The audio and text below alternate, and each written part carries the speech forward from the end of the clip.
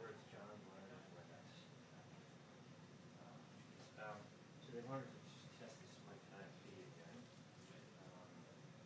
Yep. Somebody took the iron.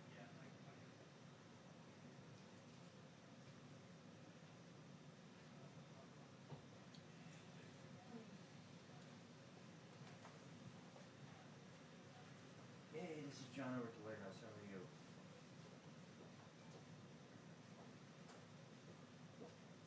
Yes. So.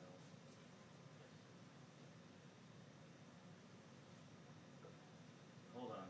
No, because he took the IFB with him. So I don't know why they're asking me to do this again. Hold on a second. I'm just grabbing a backup. So you should see me now. So hold on.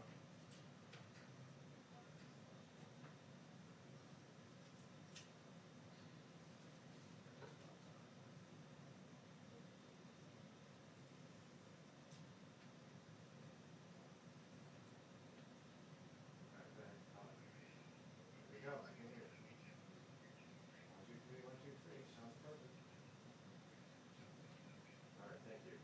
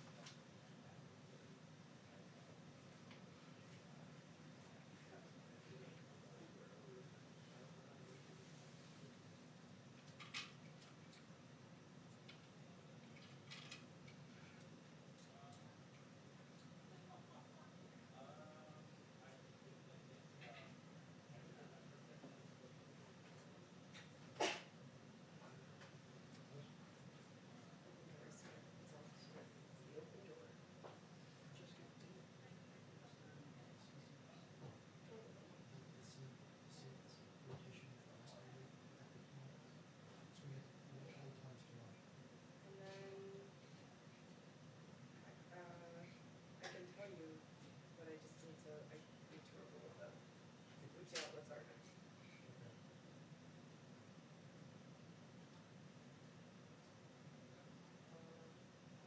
Okay. Is mirror personnel running Where wash is it? Here, something else in, no, what does it say? Time. Time, fuel test up. And then, most people have two more spots and they're just alternating every other time. And then wash X is after that. It's always Carly.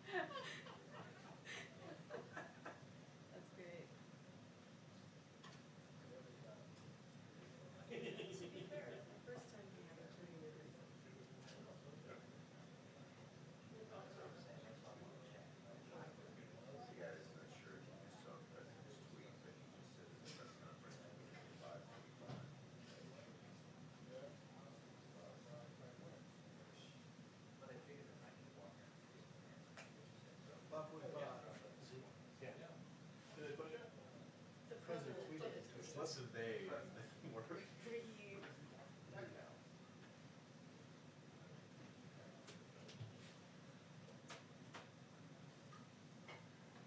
is impressive area again.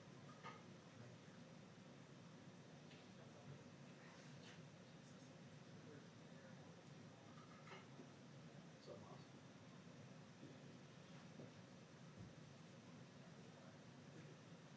I saw your vote for it. Nice.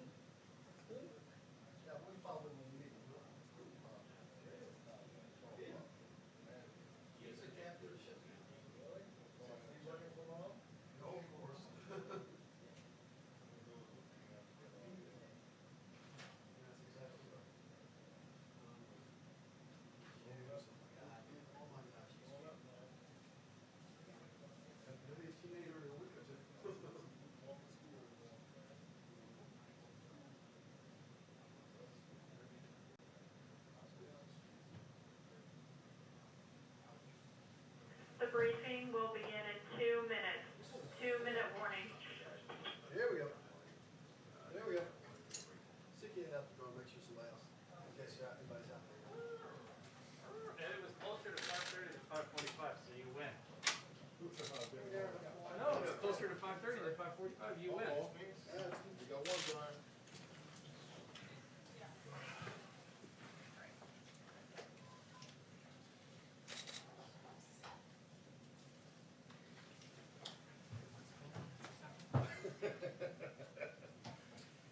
Wait a minute.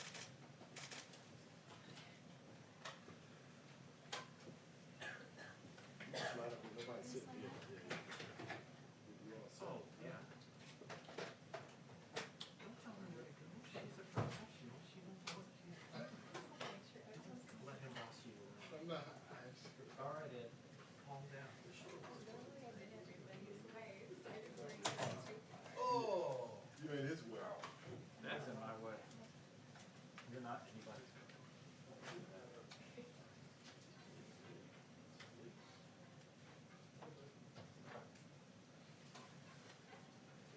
You better nail it, Jason. JB. Let's do it. Nail the shot, man. Knock it down.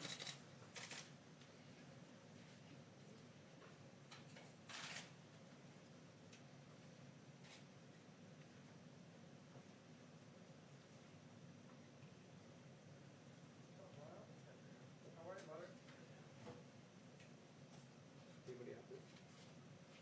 Hey, how's it going? Can you hear me? Can you hear me?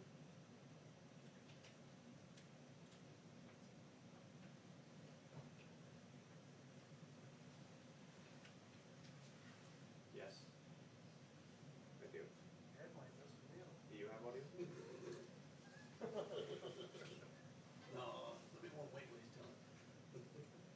Come on, Mills, man.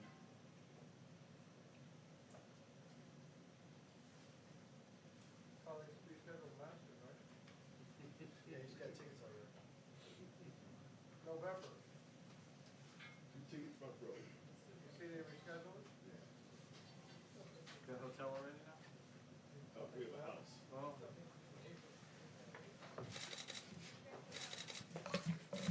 Joe, a few I questions. only agreed, maybe later. Uh-oh.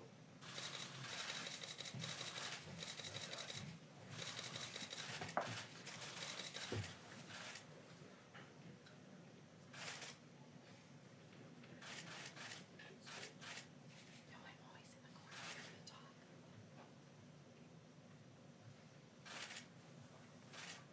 We're social distance.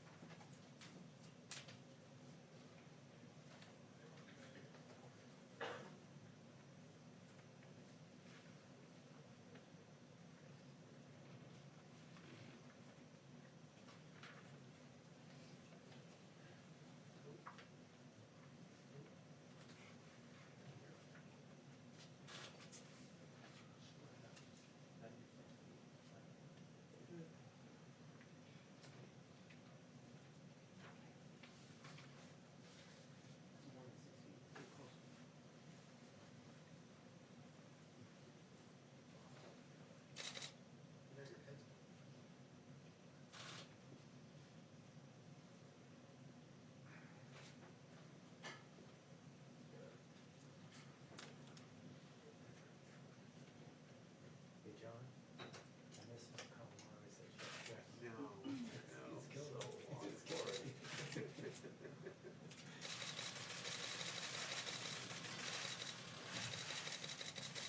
Thank you very much. Thank you very much.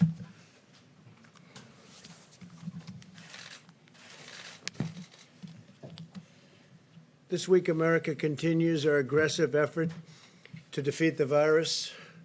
As we enter a crucial and difficult phase of the battle, we continue to send our prayers to the people of New York and New Jersey and to our whole country. But right now, New York and New Jersey are very hot zones, and we're with them, we're with everybody.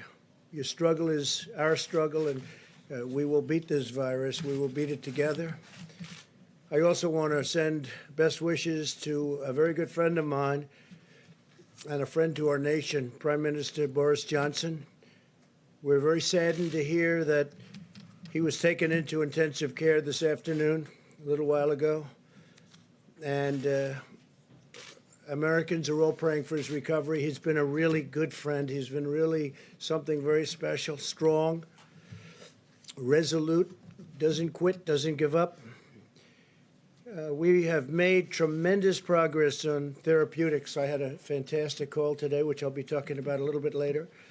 And I've asked two of the leading companies, these are brilliant companies, Ebola, AIDS, others, they've come with the solutions and just have done incredible jobs. And I've asked them to contact London immediately. They have offices in London, the major companies, but more than major, more than size, they're genius. And I had a talk with 4 of them today, and they speak a language that most people don't even understand. But I understand something, that they've really advanced therapeutics and therapeutically, and they have arrived in London already. Their London office has whatever they need, and we'll see if we can be of help. We've contacted all of Boris's doctors, and we'll see what is going to take place, but they are ready to go. But when you get brought into intensive care, that gets very, very serious with this particular disease. So the 2 companies are there, and with what they are talking about, and it's rather complex and has had really incredible results. We're working with the FDA and everybody else, but we are working with London with respect to Boris Johnson. Across the country, we're attacking the enemy on all fronts, including medical, scientific, social, logistical, and economic.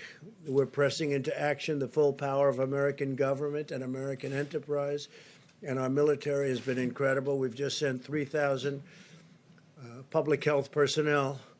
They're now deployed in the New York area, and they'll be over at the Javits Center, over at the Great Ship. And as you probably have heard, and I was informed that Governor Cuomo has already told you and announced, he called me up a little while ago and he asked whether or not it would be possible to use the ship with respect to fighting the virus. And we hadn't had that in mind at all, but we're going to let him do it, and we're also going to let New Jersey, Governor Murphy, we spoke with him a little while ago, and New Jersey is going to use it also because New Jersey is a hot spot. So Governor Murphy and Governor Cuomo are going to be using the ship for New York, New Jersey, and it's a big ship, and it's now COVID. It's set for COVID, and we are going to hopefully that will be very helpful to both states. The Javits Center, which is 2,900 beds, just built by our military, also is going to be manned now by the military, and they should be in place tomorrow. And they'll start sending quite a few people over to the Javits Center. It's convenient. It's right in the middle of everything. So that'll be something great, and we appreciated Governor Cuomo's really nice statements, and likewise Governor Murphy. We have worked very well with both of them, and with, frankly, all of the governors.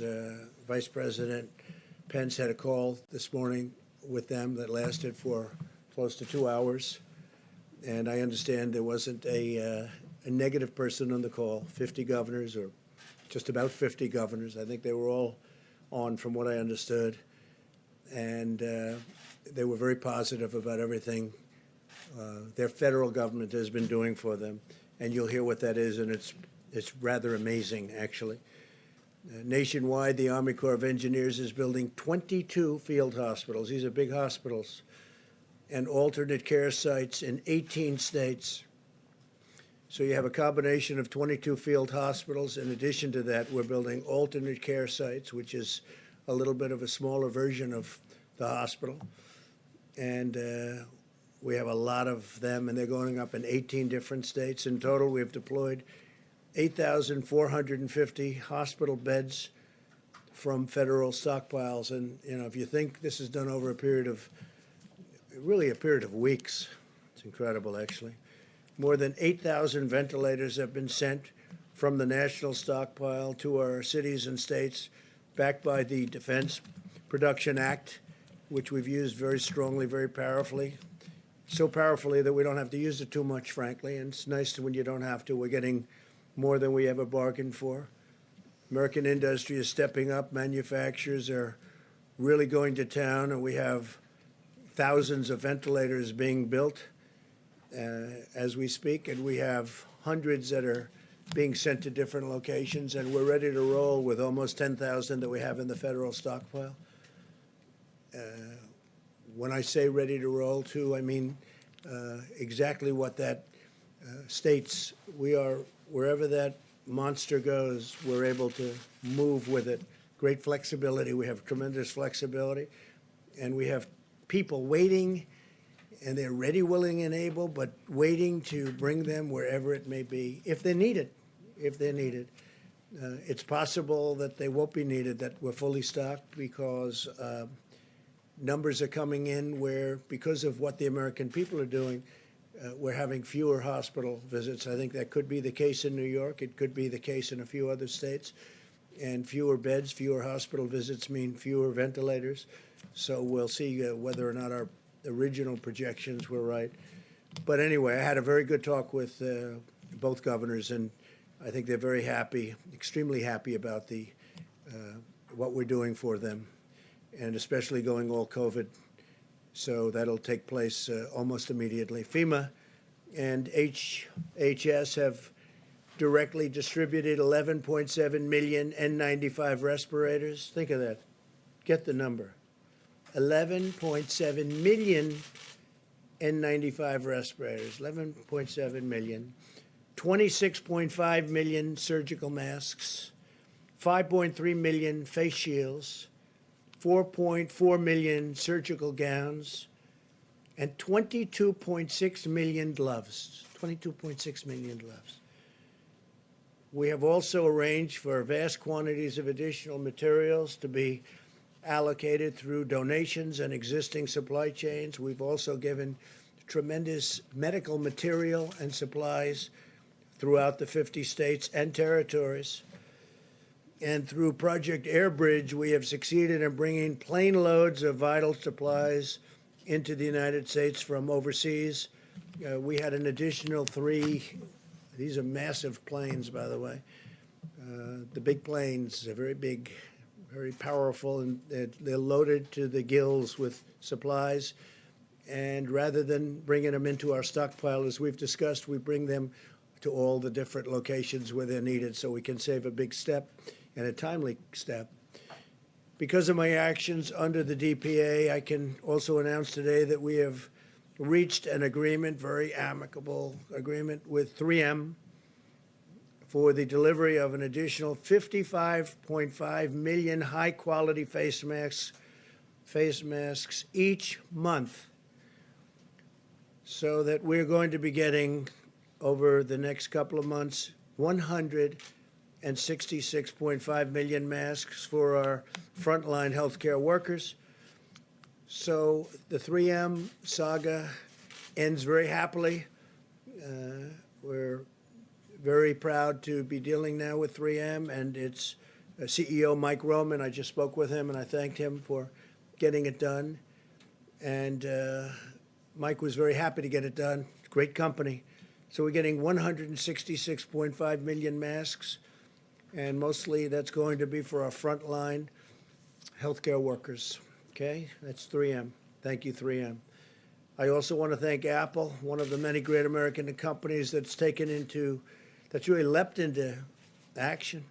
Today, Apple announced that it is now producing plastic face shields for healthcare workers at the rate of 1 million per week. 1 million, and these are the shields that you see on television quite a bit, and they're at the highest level of quality and safety.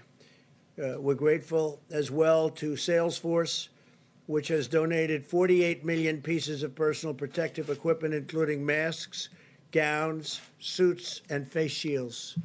So thank you very much to Salesforce. I urge all of our nation's governors to ensure that the massive deliveries that we've made to your states over the past few weeks are distributed as quickly as possible.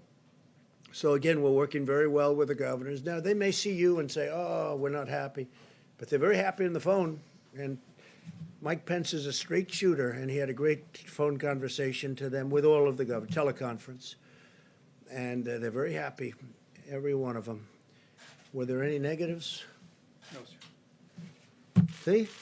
I told you. Mike is the greatest. Mike, and you have done a great job, Mike, and I appreciate it. The whole country appreciates it. Thank you, Mr. President. Anthony appreciates it, right? Don't you? See? Everybody appreciates Mike. Special man. So a lot of the things that we've done, again, are going directly to the states. The states seem to be very happy. If they're not, they can call me directly. They can call Mike directly, and we'll make them happy. But tremendous progress has been made in a very short period.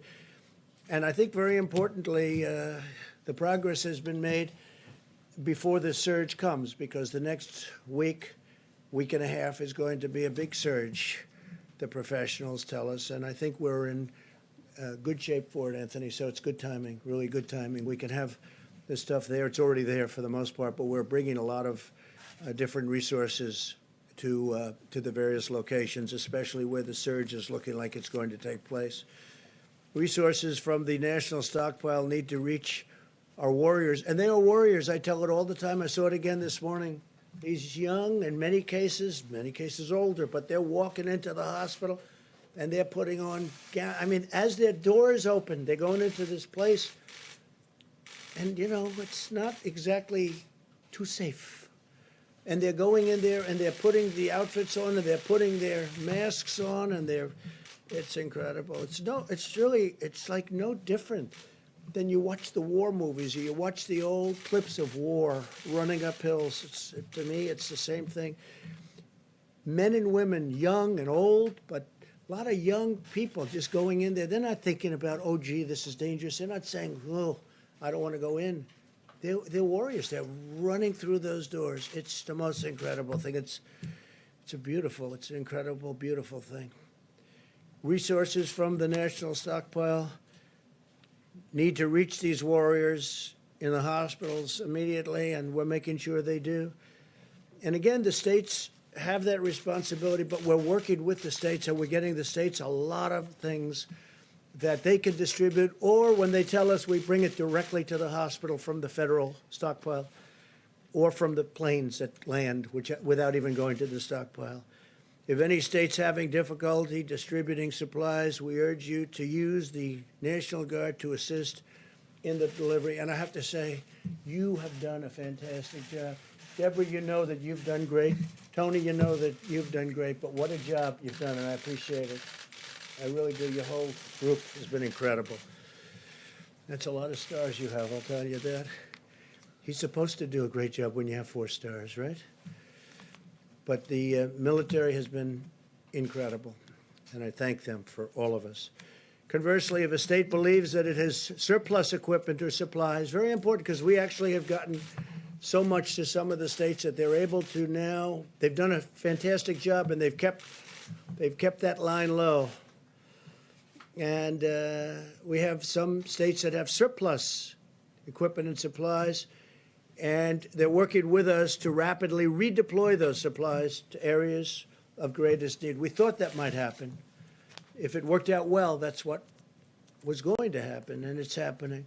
And I want to thank Governor Gavin Newsom, who's doing a tremendous job, who's announced California will send 500 ventilators to be distributed to other locations. I think some are going to Arizona, some are going to Washington, D.C. We think they're going to Delaware. We're working it out. But 500 excess ventilators from the state of California, and we're going to get them taken care of wherever they have to go. Those decisions are being made right now. The members of the White House task force and I are in close touch with mayors and governors and hospital administrators across our country, and we're told that at the present time, most of the critical needs are being more than met. States have to continue sharing detailed information in the amount and utilization rates of medical supplies so we know what to resupply them, or they can get it directly That includes ventilators. They can get it directly. Ideally, if they can get it directly, but if they can't, if they're unable to do it, we have tremendous amounts of supplies, and we're building it up very fast, too. And this is before the big surge. This information is fundamental to our ability to deliver the material when and where it's most needed. Now, Mike, in his conversation today, I think got some information as to a couple of locations where we're going to be delivering large numbers of ventilators and large numbers of medical supplies, and we'll take care of that. But some of the states are very happy. Even Governor Pritzker from Illinois is happy. Of course, he may not be happy when he talks to the press, but he's happy. He's a very happy man. We're increasingly hopeful that the aggressive mitigation strategy we put into place will ultimately allow our hospital system to successfully manage the major influx of cases that we have right now. Again, I say that we're finding, because of the incredible job done by the American people, in conjunction with everybody, governors, the military, federal government, state government, local government. I've had a lot of conversations with New York City and Mayor de Blasio. I've gotten to know him. I didn't know him. Gotten to know him. And a lot of people are working hard. Everybody's working hard. A lot of people are doing a great job. I'll tell you that. A lot of people are doing a great job. But the goal is that all Americans have been sacrificing to achieve these last few weeks, things that a lot of people thought were not possible to achieve. And I think we've more than achieved, but we have to go through. Again, we're going to have a rough week. We're going to have maybe a little more than a week. But there's tremendous light at the end of that tunnel. I said it last time, said it last night. There's tremendous light at the end of the tunnel. There's so many things happening with therapeutics, with vaccines, with things that we really want. Deborah, Tony, they're all working so hard on this, but those therapeutics, I mean, look, the vaccines are going to be always a little bit later because of that testing period, but the therapeutics, getting the kind of things that I heard about today, talking to these brilliant companies and brilliant people on the phone was fantastic. It was such an incredible conversation.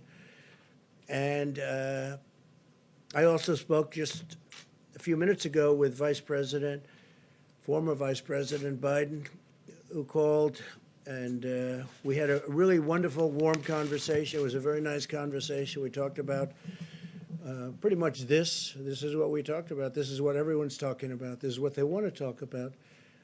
And he gave me his point of view, and I fully understood that. And we just had a very friendly conversation.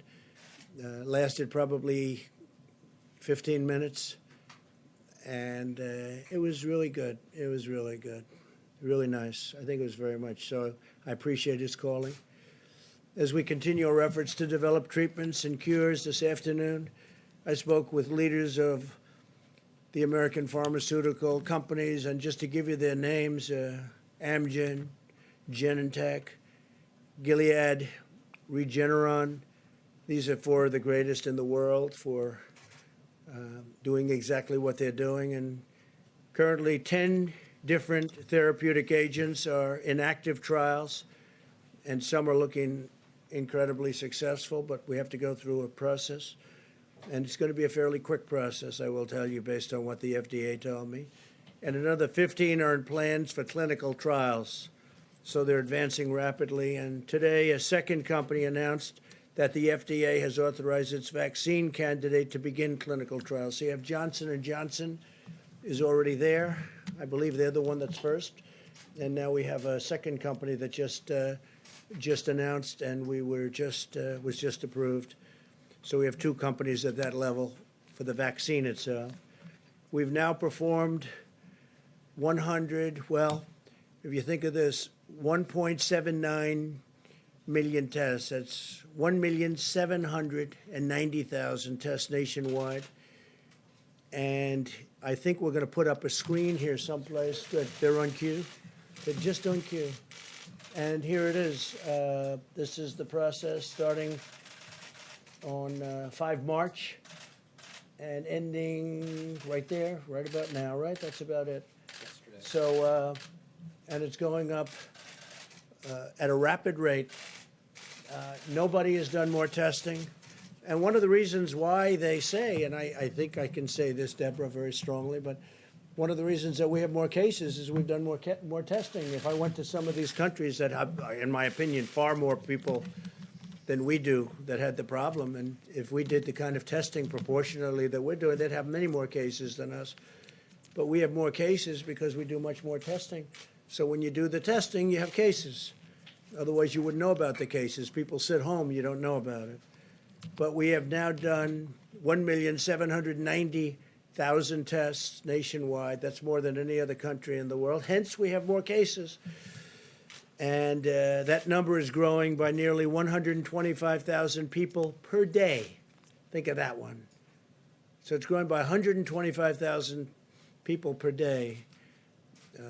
I told you about South Korea. This is a, vastly faster. And we also have, they say, the most accurate of tests. CVS is launching, and they've been great. 2 new drive-through testing sites in Atlanta, Georgia, and Providence, Rhode Island. And each location will be able to test up to 1,000 patients per day using the ultra-fast 5-minute test developed by Abbott Labs. Now they're down to 5 minutes. They call it the ultra-fast, and it's very accurate. Abbott Labs, I want to thank them. They've been fantastic. We're also speeding urgent economic relief to the American worker and families and the employers. As of today, tens of thousands of small businesses have applied for more than $40 billion in relief under the Paycheck Protection Program. You've all been reading about it, and it's really, it's only been going for a couple of days. It's really been performing well. A couple of little glitches, minor glitches that have already been taken care of, what they say. These funds will result in nearly 2 million jobs being preserved, so we're taking care of our workers, small businesses and our workers. Nearly 3,000 lenders have already made loans under the program, and we're signing up additional lenders very quickly, rapidly. Community banks have been very responsive, and larger banks are also stepping up. If we run out of funds, by the way, we're already preparing because it's going so fast for the small businesses and their employees.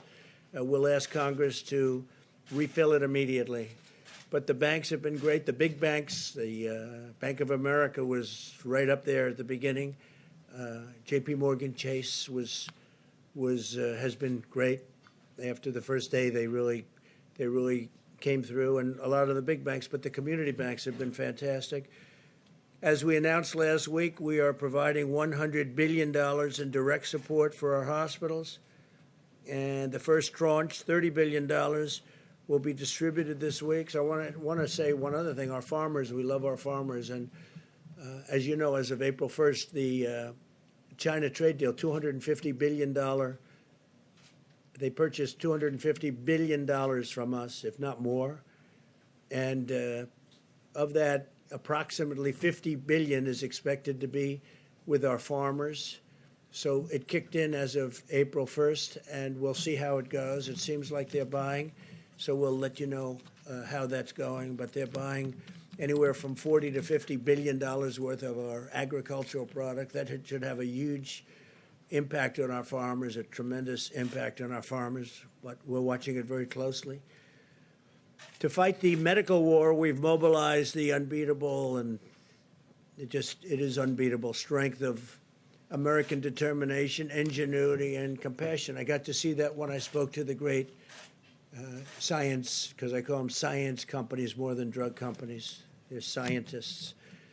We've seen businesses, charities, and private citizens making generous donations. So many people are making donations. We've seen states and cities supporting and helping each other and caring for our citizens.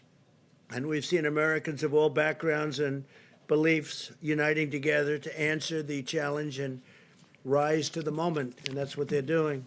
Above all, we've been awed and inspired by the exceptional courage of the doctors, nurses, EMTs, and healthcare workers who are the soldiers of this war. No words can ever express the complete measure of our gratitude for these intrepid heroes.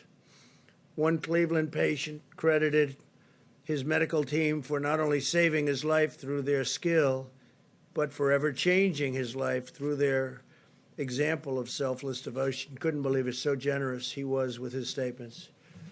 And he talked about their bravery in an area that was in such trouble, an area of that hospital where people were dying, and he talked about their bravery.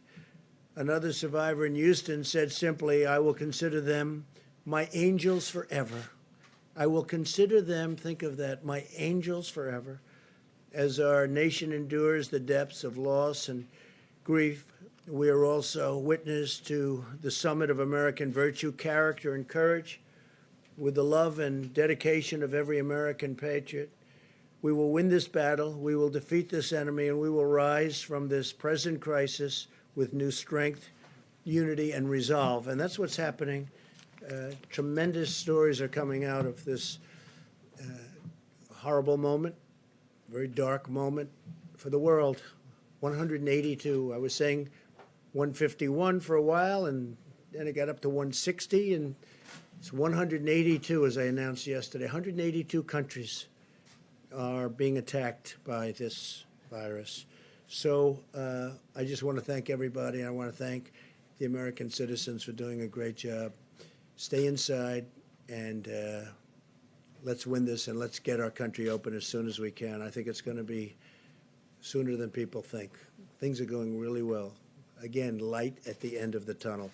And with that, I'll take a few questions, and then Mike is going to take over and talk with the Admiral and with the professionals, and we appreciate you being here. Yes, please. Mr. President, you mentioned that you were asking U.S. drug companies to provide treatment to the British Prime Minister. What sort of treatment is that? Is that something that is available Well, to it's the a American very, public? yeah, it's a very complex treatment of things that they've just recently developed and that they have a lot of experience with, having to do with something else, but recent for this. And they'll be, they've already concurred, they've already had meetings with the doctors, and we'll see whether or not they want to go that route. But when you're in intensive care, it's a big deal. So they're there and they're ready. I think we have three of them. I spoke with four. You know who the four would be, and you know the people within those. You'd know the companies. I told you the companies, but the people are the greatest in the world. So they're at the hospital, and we'll see. And they have everything with them should it be needed. Hopefully it won't have to be needed, but should it be needed. I found Boris to be a fantastic person, just like a fantastic, warm, strong, smart guy. He loves his country. You see that? I mean, he fought like hell for his country. And intensive care is big stuff, really big stuff. Yesterday you were asked about this as well, but now that he's been moved to intensive care, does that give you and the Vice President any pause or additional concerns, steps that you're taking to preserve the continuity of government here? No, I don't think so. Mike had his test a couple of days ago. I had my test a couple of days ago. So, and we're here, and here you are. So, no, I don't think so. But I think we'll probably, just because of questions like that, I think we'll probably have maybe quite a few tests. It's not the worst idea. You know, the system of testing now is so quick and so easy. So I could see, and you were tested again today? You sure you're okay? I'm okay. Good, then I'm staying here. Yeah. Despite the nearly 1.8 million tests that you say the United States has done, the Inspector General for the Department of Health and Human Services released a report today, a survey of more than 300 hospitals across the country. And the number one complaint from those hospitals were severe shortages of testing supplies and Well, a it's really just wrong. long wait time. I mean, It's a just week wrong. or longer. And did I hear the word Inspector General? Really? It's wrong. And they'll talk to you about it. It's wrong. But this is your own government. Well, where did he come from, the Inspector General? What's his name? It came from the Inspector No, General what's his name? report. What's I his don't name? know his name Well, off the top find of me my his name, let head. me know, okay? If you But- find me his name, I'd appreciate it. But sir, these are hospitals All I can tell that you do is not- this, we sir, put up on the these board, are hos- you're gonna ask the Admiral, but These are we are hospitals doing, who say that they're waiting a week or longer Fine. to get You'll their speak to test the Admiral. results.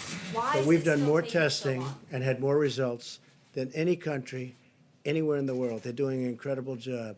Now they're all calling us, they want our testing. What are we doing? How do you do the 5-minute test? How do you do the 15-minute test? So give me the name of the Inspector General. Could politics be entered into that? Go ahead, This please. is our Go ahead. Thank you, sir. Are you worried about retaliation to your decision to ban export of medical goods, like Indian Prime Minister Modi's decision to not export hydroxychloroquine to the United States and other countries? I don't like that decision. If that's, I didn't hear that that was his decision. I know that he stopped it for other countries. I spoke to him yesterday.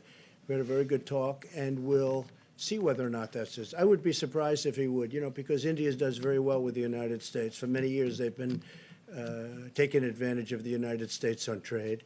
So I would be surprised if that were his decision. He'd have to tell me that. I spoke to him Sunday morning, called him, and I said, we'd appreciate your allowing our supply to come out.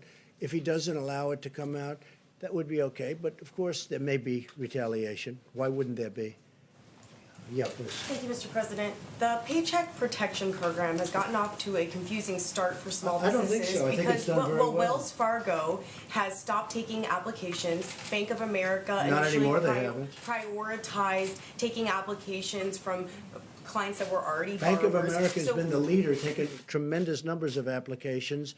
And of course, there may have been, they wanted to have a slightly different application. They wanted to have a little different information. But Bank of America has been a leader. They're number one in terms of applications. I wish you'd ask the question differently. Why don't you say it's gotten off to a tremendous start, but there are some little glitches, which, by the way, have been worked out. It would be so much nicer if you do that. But you're just incapable of asking a question Sir, what in a oversight positive measures way. Is the federal government It's putting already in done. place It's already to done. ensure that there is It's taken the fairness? measures. It's taken the measures. And we may even do a different system, not with this. We're going to have to probably add more money to this to save and to keep our small businesses going and to keep the employees of those small businesses working. But it's such a positive event, and you ask it in such a negative way. It just, I wish we had a fair media in this country, and we really don't. Speaking of unfair, go ahead. Mr. President, the acting Secretary of the Navy told the crew of the USS Roosevelt that Captain Crozier was either, quote, too naive or too stupid to be in command.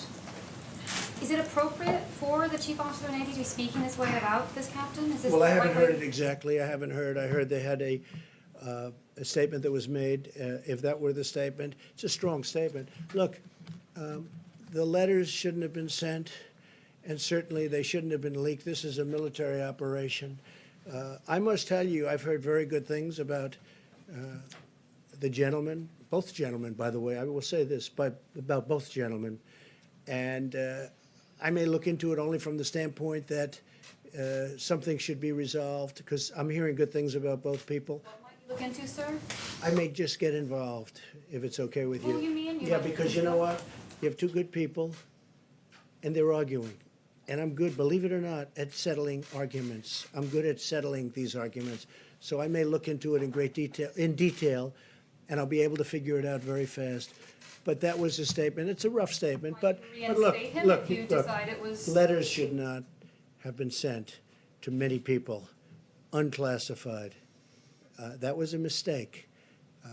It's a mistake that shouldn't have been made, because it's unfair to the families of the people on the ship because they get nervous, and it shows weakness.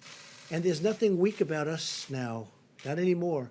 We have the strongest military we've ever had, and we're not going to be showing weakness to anybody, because we have, that ship is incredible, nuclear-powered aircraft carrier, and we don't want to be writing letters. We don't want to have letter-writing campaigns where the fake news finds a letter or gets a leak. We don't want that. So the letter, so the letter shouldn't have been sent.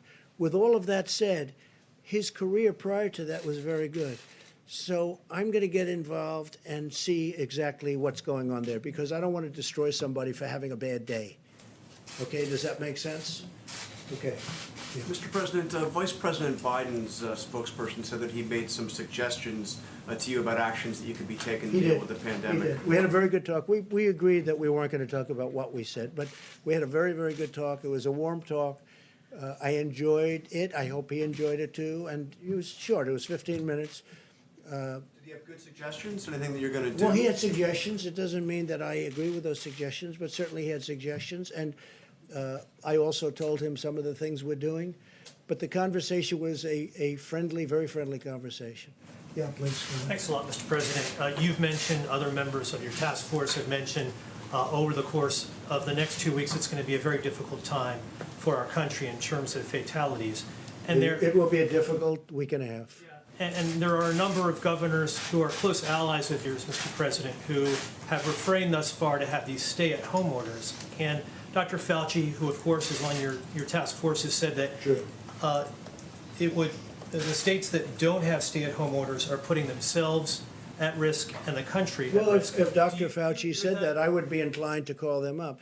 You know, we do have a constitutional problem in doing that. You understand that. I mean, there's a double-edged sword. You understand. I can do it, but it is a constitutional. You can say federalist. You can say there's lots of different reasons where I would rather have the governors do it, make their own determination. They're smaller, and not in all cases, but sort of they're smaller cases. But I'm not sure 100% that Dr. Fauci said that, but you can ask him. Tony, you want to say something? Please. So I had good conversations with the governor of Nebraska and the governor of Iowa here, and it's interesting that functionally, even though they have not given a strict stay-at-home, what they are doing is really functionally equivalent to that. And we had a really good conversation with both of the governors, when I had mentioned that, I think there was a public response that they weren't really doing anything at all, and they really are doing a very good job, both of them. Those are the only two that I spoke to, but it was a really good conversation, and I want to make sure people understand that just because they don't have a very strict stay-at-home order, they have in place a lot of things that are totally compatible with what everyone else is doing. If I can ask a question, Dr. Fauci, before you... Go ahead. About getting back to normal, you said you wanted to get back to normal as soon as possible. Will we truly get back to normal in this country before there's an actual vaccine that's available to everybody? How do you start lifting the restrictions? Yeah, well, John, if back to normal means acting like there never was a coronavirus problem, I don't think that's going to happen until we do have a situation where you can completely protect the population. But when we say getting back to normal, we mean something very different from what we're going through right now. Because right now we are in a very intense mitigation. When we get back to normal, we will go back gradually to the point where we can function as a society. But you're absolutely right. I mean, if you want to get to pre-coronavirus, that might not ever happen in the sense of the fact that the threat is there. But I believe with the therapies that will be coming online and with the fact that I feel confident that over a period of time we will get a good vaccine, that we will never have to get back to where we are right back now. So if that means getting back to normal, then we'll get back to normal. I think that with the therapies, and I think that with the vaccines, which I have total confidence are coming, and I'm dealing with the companies. I'm talking to Johnson & Johnson. I'm talking to all of them. I think that when you add the tremendous stimulus that we're giving, like, for instance, deductibility for restaurant expenses for restaurants and entertainment, the money that we're talking about for small businesses and employees to keep everybody working, and other things that we're frankly working on right now, which are going to be great for our people. I think when you add that to it, I think we can get more than back to normal from an economic standpoint, actually be better, but more than back to normal. But I would agree that we'd love to see a vaccine, but immediately would love to see a therapeutic. And I think we're getting very close. Do you think you'll be able to lift restrictions on April 30th right now? I don't want to comment on that, but I can tell you that we certainly want to try. We certainly want to see what's going on. We're doing very well. Look, you look at those. You look at most places where that, you can call it the bump, you can call it the hill, you can call it the mountain, you can call it whatever you want to do it. It's very flat. You take a look, and that was done through mitigation. That was done through a lot of good work, and that far exceeded our expectations before. I mean, people can't even believe how low some of those bumps are, some of those hills are. They're very surprised. Now, you have a couple of tough ones. New Jersey's been very tough, and New York has been very tough. They're crowded in, it's tight, it's tougher. But far exceeding, California far exceeds, Washington State far exceeds. You look at so many of these states, how well they're doing. The 8 states, by the way, and I haven't spoken to the governors, but Tony's so right.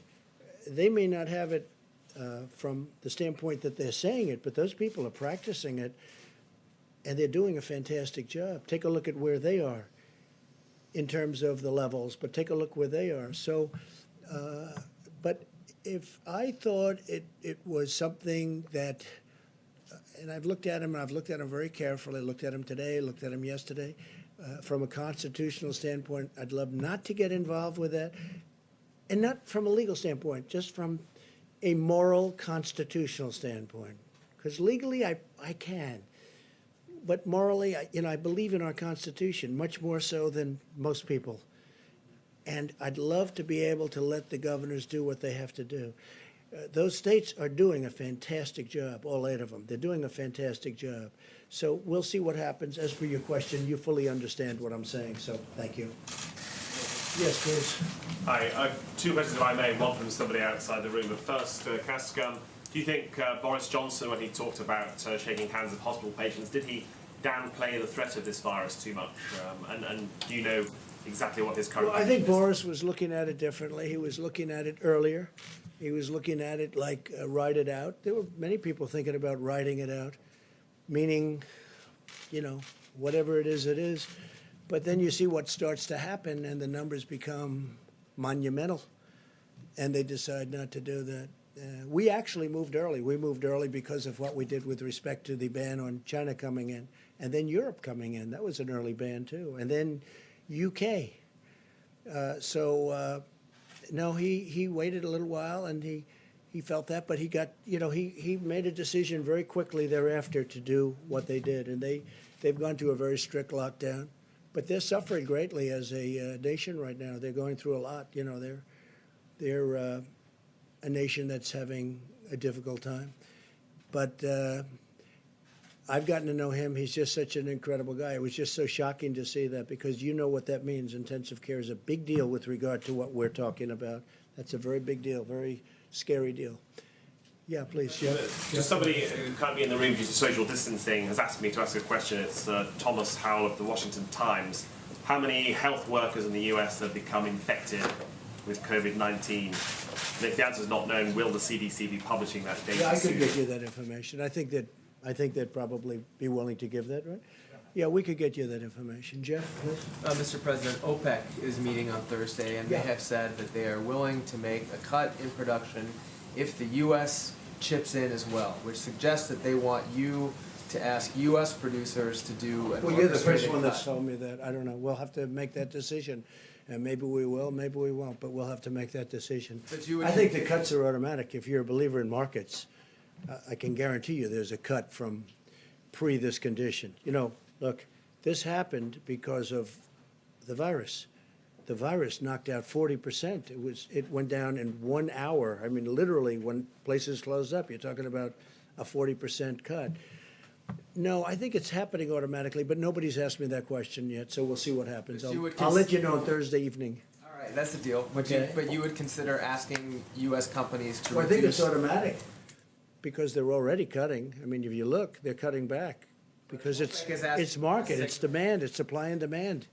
They're already cutting back, and they're cutting back very seriously. But if OPEC is asking for a signal from Well, the nobody's US, asked me that, so if they ask me, I'll make a decision. Okay? But again, it's happening anyway. Yes, please. In light of all the discussion about Prime Minister Johnson and his health, can you update us on the status of the second half of your physical that you were going to have this year? Yeah, so I had a physical. The first half was very successful. I did it on a day when I was in the White House, and we were able to do that, as the doctor reported. And I have the second half of the physical different. Probably is done at Walter Reed, and I'll do that at the appropriate time, but I feel very good, and according to the doctor, very good shape. And can I just ask you again on the idea of a national stay-at-home recommendation?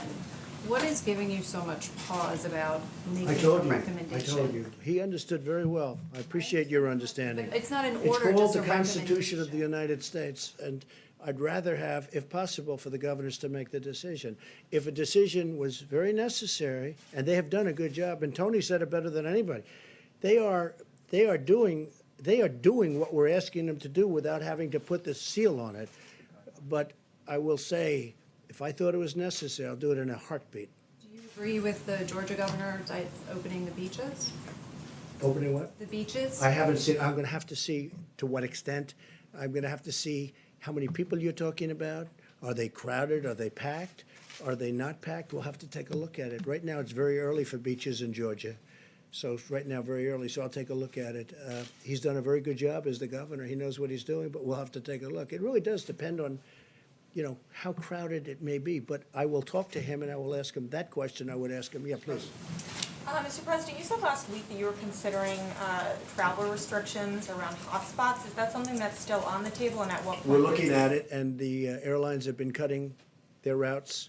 You saw that yesterday. They announced big cuts in routes.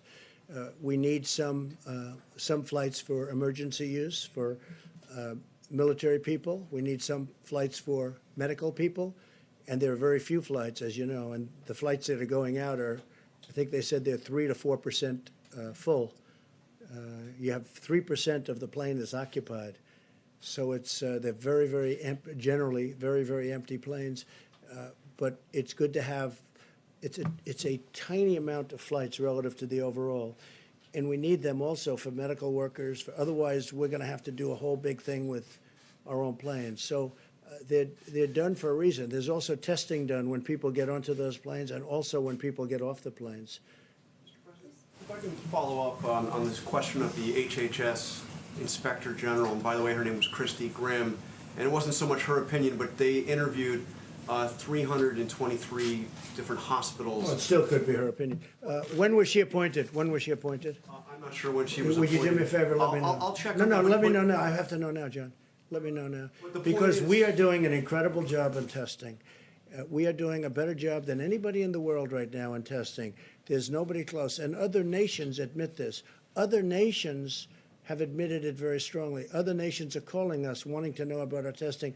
Let me know when she was appointed, would you? Specifically, Go ahead, what please. she was saying was that there had been a delay in the Okay, thank you very much. Go ahead, please. Thank you, Mr. President. Only last week, there were multiple flights coming from China full of medical supplies. Yes. Companies like Huawei and Alibaba has been donating to Right. the United States People I know very well. 1.5 million N95 masks, and also a lot of medical gloves and much more medical supplies. Sounds like a statement more than a question. And Chinese Ambassador Cui Tiankai last night wrote an op-ed on New York Times calling to cooperation with the United States. So are you personally working directly with China? We just signed a trade deal. Also fighting with the It's virus? the biggest deal probably ever made. And I hope they're going to honor that trade deal. If they don't honor the trade deal, then I'll tell you a different answer. But I think they will. They're going to spend billions of dollars for agriculture. They're going to spend billions of dollars for many different things, whereas China never spent money in our country. We spent money. We had a deficit, a trade deficit with China for years of $500 billion, $400 billion. We had the biggest trade deficits in the history of the world with China. Now China's going to spend a lot, has agreed to spend $250 billion, many billions of dollars in our country, much of it going to farmers and manufacturers. So I'll let you know. I mean, I hope they're going to honor the deal. We'll find out. With China, are you cooperating with I don't China? know. Who are you working for, China? You work for China, or are you with a newspaper? Who are you with? Hong Kong Phoenix TV. Who owns that, China? It's Is it owned by based in China? Hong Kong. No, is it owned by the state? No, it's not. It's a private owned company. Okay, good. Okay. Look, I'll let you know. I'll give you a good answer to that in a few months. I wanted to see what they do. Because it's time for them to help us, okay? It's time right now for China to help us. And hopefully they do. And if they don't, that's okay too. But we signed a deal. It was signed with great goodwill and spirit. And it's time that our farmers benefited, our manufacturers benefited, and we'll see whether or not that deal is honored. And I think it will be, because I know President Xi, who I like and respect, and I think he will honor the deal he made with us. It just went into effect 4 days ago. I will see whether or not. In fact, I called up just a little while ago. I said, how are the farmers doing with respect to China? Are they buying the product as anticipated? And the answer was, yeah, I think so. But it wasn't the most positive, but it was starting. The deal just started. So I'll let you know. But, you know, for many, many years, China ate our lunch because we had people in this position that I'm in right now that allowed China to get away with absolute murder. and it should have never happened. But we are now dealing with China. We'll see what happens. Yeah, please. Mr. President, Wait. I'll tell you How when many she do you was want? appointed. How many do you want to ask? So I was going to answer your question you asked me. She was appointed in January of this year to her current position Good. as the Principal Deputy Inspector Okay, General. we're going to take a look at it. Go ahead. I know you don't want to talk about. On the Don't issue interrupt. He's on the issue talking. of small business loans, sir, you said that businesses have applied for $40 billion in loans, but can you tell us how much of that money has actually gone out to the small businesses? I can't tell you, but I know it goes out very quickly once the loan application's approved, and the process is very fast. And you have to understand, these are banks, and that's what they do, but they were swamped. They were actually swamped. Okay, go ahead. I know you don't want to talk about the Inspector General report, but testing is still a big issue in this country. When can hospitals Put the expect? slide up again, please. When can Just put it in. hospitals expect to receive a quick turnaround of Are you these ready? test results? Are you ready?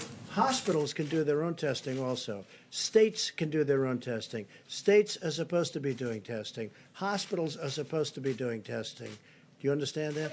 We're the federal government. Listen to me. We're the federal government. We're not supposed to stand on street corners doing testing.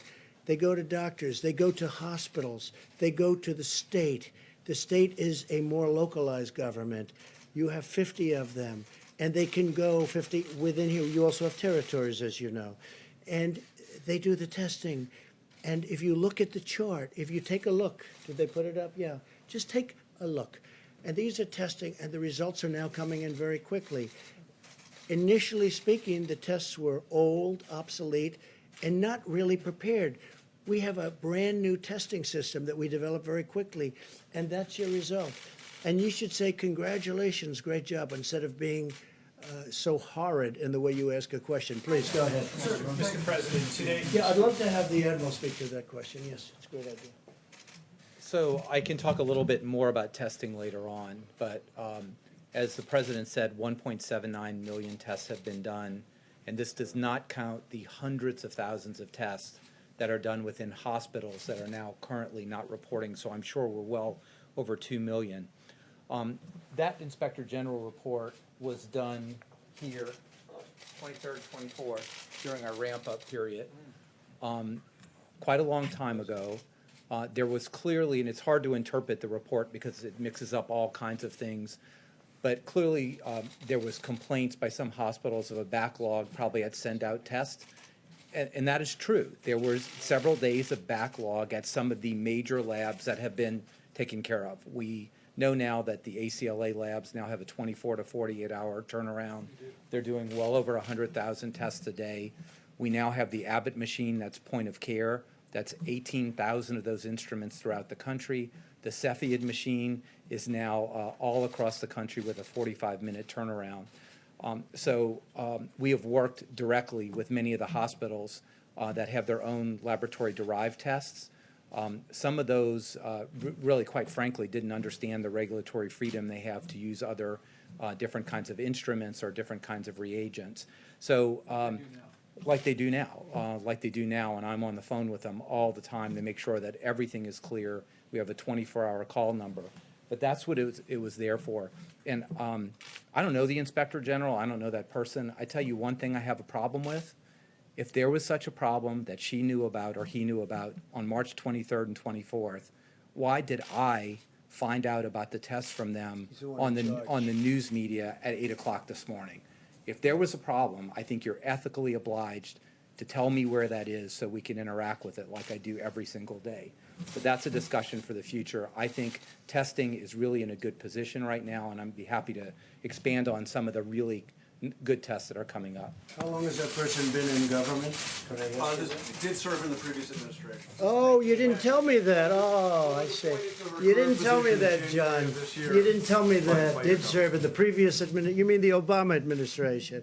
Thank you for telling me that. See, there's a typical fake news deal. You asked me when she was appointed. I told you when she was appointed. You're a by your third-rate administration. reporter, and what you just said is a disgrace, okay? You asked me, you said, sir, just got appointed. Take a look at what you said now. I said, when did this person, how long in government? Well, it was appointed in the Obama administration. Thank you very much, John. Thank you very much. You will never make it. Go ahead, please. On the ventilators, Well, maybe that's a this is best terrible for Admiral Jawar, but Can you tell us today how many ventilators are in the federal stockpile? I'm not going to tell you how many are in the stockpile, but I can tell you that we look at ventilator use granularly every single day in every single state and down to the hospital level. So we have been able to meet and easily meet all the ventilator requirements that have been brought to us by the state. No one has not gotten a ventilator that needs a ventilator. And as far as we can project, looking at all models, every person who needs a ventilator will get a ventilator. I'm a ventilator doc, right? I'm an ICU physician for children. Spent every day of my life managing people on ventilators. This is my community. It's also the Surgeon General's community as an anesthesiologist. So what we have in the stockpile, I think, is not a number that we give out, but we have thousands remaining in the stockpile. And now you're seeing out of the appropriate American spirit that when a state like Washington or California doesn't need that ventilator, they're doing the right thing by moving them around the country. It's about 9,000, just so you understand. That's right. It's about 9,000. And by the way, you didn't tell me also that this Inspector General came out of the Obama administration. You didn't tell me that either. Okay, please, go ahead. Go ahead. I'm looking, sir, just quickly here, I'm looking at this Inspector General's bio. She appears to have served in government since 1999, but I was hoping to ask you about your call with former Vice President Joe Biden. Is there something that you learned on that phone call, and has that changed your opinion? No, I understood his views before the call. Has that changed your opinion about speaking to people I just think he's very nice. I think he's a nice man. I've always thought he was a nice man. I don't know him. I don't know if I ever spoke to him before, other than to say hello. But I think he's a nice man. We had a very nice call. Do you want to seek now the counsel of some of your predecessors, George Bush, No, but Barack we Obama? may, no, not really. We're doing a great job. Hey, this administration, we inherited a broken system, both militarily, where we've rebuilt our military, where we now have so much ammunition, whereas you remember, a very important general said, sir, we have no ammunition. They want to save money on ammunition. They didn't want to save money because they spent money like nobody ever spent money. But you know what? We now have a great military rebuilt, and we have so much ammunition, we don't know what to do with it, okay? And that's a nice feeling to have. But they also gave us empty cupboards. The cupboard was bare. You've heard the expression? The cupboard was bare. So we took over a stockpile where the cupboard was bare and where the testing system was broken and old. And we redid it. And frankly, it would be okay for a small event, but not for a big event. And they had a chance to do it. Somebody said that a certain person, I won't tell you, but a certain person said this will happen. And that's true. The problem is that person never did anything about it. Previous administrations they never did anything about it. You know, we all know all about pandemics and all of the things that we're seeing now, but nobody thought it was going to happen. And if we did think it was going to happen, the problem is nobody did anything about it. We did. We have rebuilt the system, and now we're a fine-tuned machine. We built thousands of hotel beds for New York. We moved a ship in that now we're going to make for COVID-19. We are going to make it so that people having this horrible thing happen to them will be able to use the ship. The ship, as I said, is going to be shared with New Jersey, New York and New Jersey. We've done things that are incredible. When you build, 18 hospitals? We built 18 hospitals. We built medical centers all over the country. And when you have Gavin Newsom and other governors who really have been very nice and generous in their statements, because they make the statements to the press, not just to my face. Others tell us how great we're doing, like the call that Mike had today. I heard from other people that were on the call. He said it was incredible. It was 2 hours, and everything was positive. They were so happy with what we've done. And we're ready to do more if they need it, because we're ready to march. The Admiral can tell you, we are sitting there with 9,000 ventilators, and we're ready to march when we see that we can move very quickly. As soon as we see that need, we can move very quickly. We're ready to march. We built a great system. The problem is the Democrats, like a guy like Chuck Schumer, who's a total lightweight, by the way. I've known him for a long time. He'll say, why don't you put a military man in charge? Military man? I have all military men. This man is doing an incredible job. We have 2 admirals, numerous generals. We have the Army Corps of Engineers. We have FEMA. We have this whole force that like nobody's ever seen before. We have a great military operation, and they've done an incredible job. And honestly, people should respect, because nobody's ever seen anything like what we've done. And what they end up with, forget about me, don't worry about me. I will only get bad. If I say, how many ventilators do you need, Governor? 1,000 would be great. I said, nope, I'm going to send you 10,000. And then you'll call up from the media. You'll say, how did Trump do? We're not happy. He didn't send us enough ventilators. Because that's called politics. But if you look at what's happening, and I'm even surprised, the governors are saying all good things, but the Democrat governors, and a couple of rhinos, frankly, they're rhinos, that's all they are, one rhino in particular, but the governors are saying great things. He had a call that lasted 2 hours today. I heard about the call, not just from Mike. It was a perfect call. Now, I'm sure you were on the call, even though you're not supposed to be. I'm sure you were on the call, meaning some of the media was on the call, because they're constantly reporting the call. If they're honest, they will say it was a great call. Okay? Okay, next question, please. Mr. President? Here we go. This one. So, Here we you go. didn't mention the hospitals that were built in New Orleans and Dallas today, but you've mentioned them a number of times previously. There seems to be some concern in Texas that they might lose the hospital in Dallas if it's not We're never going to do anything that hurts if Texas. it's not used yet. We're only helping Texas. By the way, the governor's doing a great job over there with this situation. And Texas is so big, you have some parts of the state that are affected, other parts that aren't affected at all. You know, it's an incredible place. But can they keep this hospital even if it's unused? Or is the federal government going to shift those resources elsewhere? No, we're going to use whatever we need, and we're doing it totally in conjunction with the governor. Okay? We're doing it in conjunction with your Texas governor, who's done a fantastic job. Great. Governor Abbott also has set up checkpoints at the border to check people coming in from Louisiana. We've seen checkpoints in Florida, other state borders. Americans are not Very really, few people are coming through our border, and you'll be happy to know we're up to mile 161 of the wall. internal borders between states. Oh, I see, Americans okay. are not But used on the to border seeing- between Mexico, we have Right. 161 miles of wall. About internal borders, Okay. Americans they're not used to seeing border checkpoints between states. How much longer, and is that something that states have to clear with you? First, you want us to call 8 governors and tell them to do something. And then you're complaining that another governor is so strict that he actually checks the borders. I understand why he's doing that, because he knows who he has, and he doesn't want people coming in if they should maybe, not be to the liking of the doctors. No, I think look, he's done a great job. He's done a great job with this case, as have many other governors, but he's done a great job. One of the things I thought you were going to say is we've been very tough on our southern border, as you know, very, very tough. And part of that's because of the fact that we have so much, when you talk about 160 miles of new wall, nobody's coming through that, nobody, not even close. And we're building it rapidly. We will have, early next year, we'll have close to 500 miles of wall, which is what our goal was. Please, John. You mentioned Senator Schumer just a moment ago. He had a conference call today, and he said that he believes that a COVID-4 relief bill will be necessary. Do you share that belief, and what would be contained in such a bill? I don't know necessarily, but I certainly want to listen. And what I want to do is 2 things. A real infrastructure, not a Green New Deal, the carbon footprint. I'm not looking for the carbon footprint. We want to put people to work. But and frankly, for so many years, we've let our infrastructure go to hell because we were wasting all our money in the Middle East and other places, okay? I want to rebuild our country. I don't want to rebuild. We're tired. We've rebuilt, if you call it that. We're destroyed, frankly. What we've done is so crazy. What we have done, the direction that this country has taken is so sad.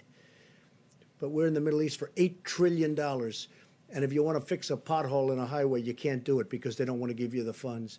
So we want to have an infrastructure bill, a real one, like in the vicinity of $2 trillion to completely rebuild our roads, our bridges, our highways, our tunnels, everything. And I'm totally open to listening to that. I'm also open to listening to and even putting forward, because we're going to be putting something forward, more money for our citizens because they've gone through trauma. This has been trauma. This came out of nowhere. And I say it, and I'll say it again, we had the greatest economy in the history of the world. We had the most people working in the history of our country, almost 160 million people, far more than ever before. And then one day, our professionals correctly came to us and they said, sorry, sir, we have to close down our country. And I said, say it again.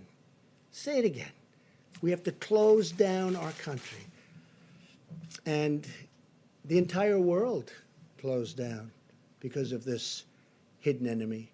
No, we're going to take good care of our people. It was not their fault. Dr. Birx to clarify something that she said on Saturday, Go sir. ahead. Yes, please. May I ask Dr. Birx to clarify something that she said on Saturday?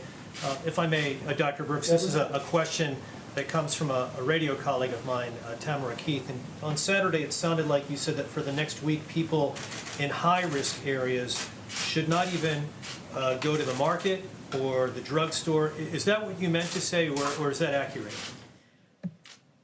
You know, out of respect for every single healthcare worker that's on the front line, whether they're a nurse, a doctor, a respiratory therapist, the phlebotomist, the persons who come in the rooms to clean, you know, out of respect for them, we as Americans should be doing everything possible. And what I meant was, if you can consolidate, if you can send one person, the entire family doesn't need to go out on these occasions. We really need, this is a highly transmittable virus.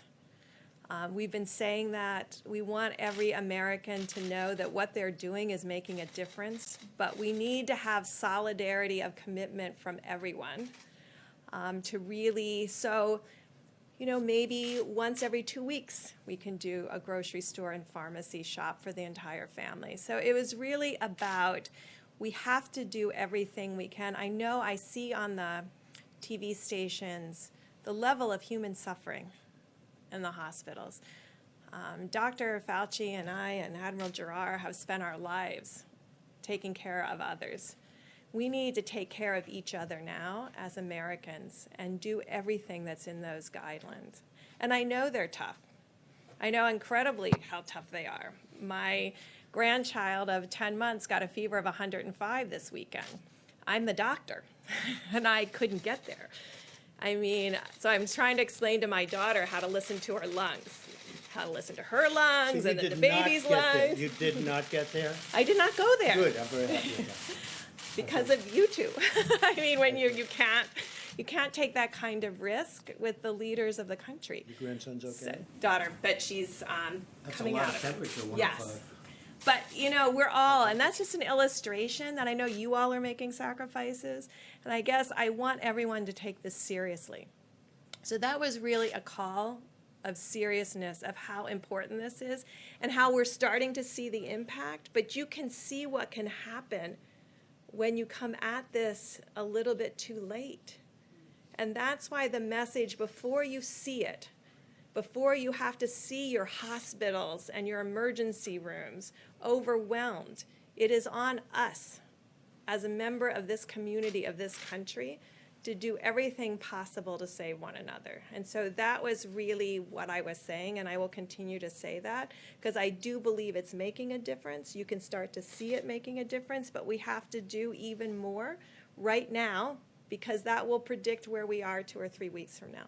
Thank you, Deborah. And it is making a big difference. I saw where Governor Cuomo was a little bit upset today over the weekend. A lot of people outside, and they were pretty big groups of people. I saw that. I noticed that, and he wasn't happy with that. And I could understand that. Look, we have a short period of time. Hopefully, it's a short period of time to go, and let's get it done. Let's get it done. Kristen, did you have a question? Yes, I did. Thank you. You're so Quick quiet. follow to, just got here. Because you have Apologies. your own show. No. Quick follow to the question about legislation. I know there's discussion about a phase 4, Yeah. but are you also looking seriously at a second round of direct payments? And are you putting discussions on a potential phase 4 on hold for now while you pursue that? Well, I was opposed to the way of distribution, money distribution through, as you know, unemployment and through the state offices, because they have very old, not all of them, but many of them have 40-year-old equipment, as I've said, and it makes it very difficult. But that's what they're looking, that's what they want to do. That's the way it's mandated to do. I thought it would be better if we did a direct payment system, but the Democrats really wanted it, and I think they had some help from a couple of people that I would have, had I spoken to them, I would have convinced them otherwise, I really believe. But it's getting out, and the federal government has done its job. All we can do is give this massive amount of money to the states, The states then are responsible to distribute it, a little bit like we're talking about here. But the money will be right on time from the federal government. Then the states have to do their job in getting it out. There need to be a second round of those payments. We could very well do a second round of direct. I would do it direct. Is that under serious discussion It's right under, now? it is absolutely under serious consideration. And in terms of Chuck Schumer, he also said he spoke to your chief of staff about potentially appointing a czar to oversee the supply chain. Is that something that you But would we consider have people doing? that are so talented. I know the people he suggested. They're wonderful people. They worked here. They're wonderful people. He's just doing that because it's politics. Because you know what? Person right now, Mr. We have many, depending on what. In terms of testing, this gentleman right here. You know who the point person is? This gentleman right here. He's the one in charge of the task force. But Mike, you may want to tell him about them, because this is really a military operation. Mr. Vice President, in terms of the supply chain. Let me answer your Please, first question, if I may, because it's a very good question, and I spoke to Senator Schumer night before last about just that. When the president signed a declaration of national emergency, he stood up FEMA as the lead agency implementing his policy to marshal a whole of government response. And under FEMA, we provide federal support. The state manages the healthcare response, and healthcare providers and first responders implement that response on a local level. Our lead on this issue in implementing it is Administrator Pete Gaynor. But the man managing all of the supplies, and you heard a presentation this weekend about our air bridge, what we also call the control tower. We literally, with Admiral John Polovchik at the helm of our logistics effort, we have visibility now on all the supplies that are moving across this country and into this country from around the world. It really is extraordinary. I mean, when the president tapped FEMA to lead this effort, we essentially wanted to say, we want to organize this in a military fashion. And we tapped really someone who is widely regarded as the #1 supplies and logistics military officer to do just that. He really is an extraordinary individual. Admiral Juar has known him for a long time. And to be working with Admiral Polovchik, we speak every morning. Our team reviews the data. We go over that with Administrator Gaynor and Admiral Polovchik. We talk about an extensive team that's identifying supplies around the country and around the world.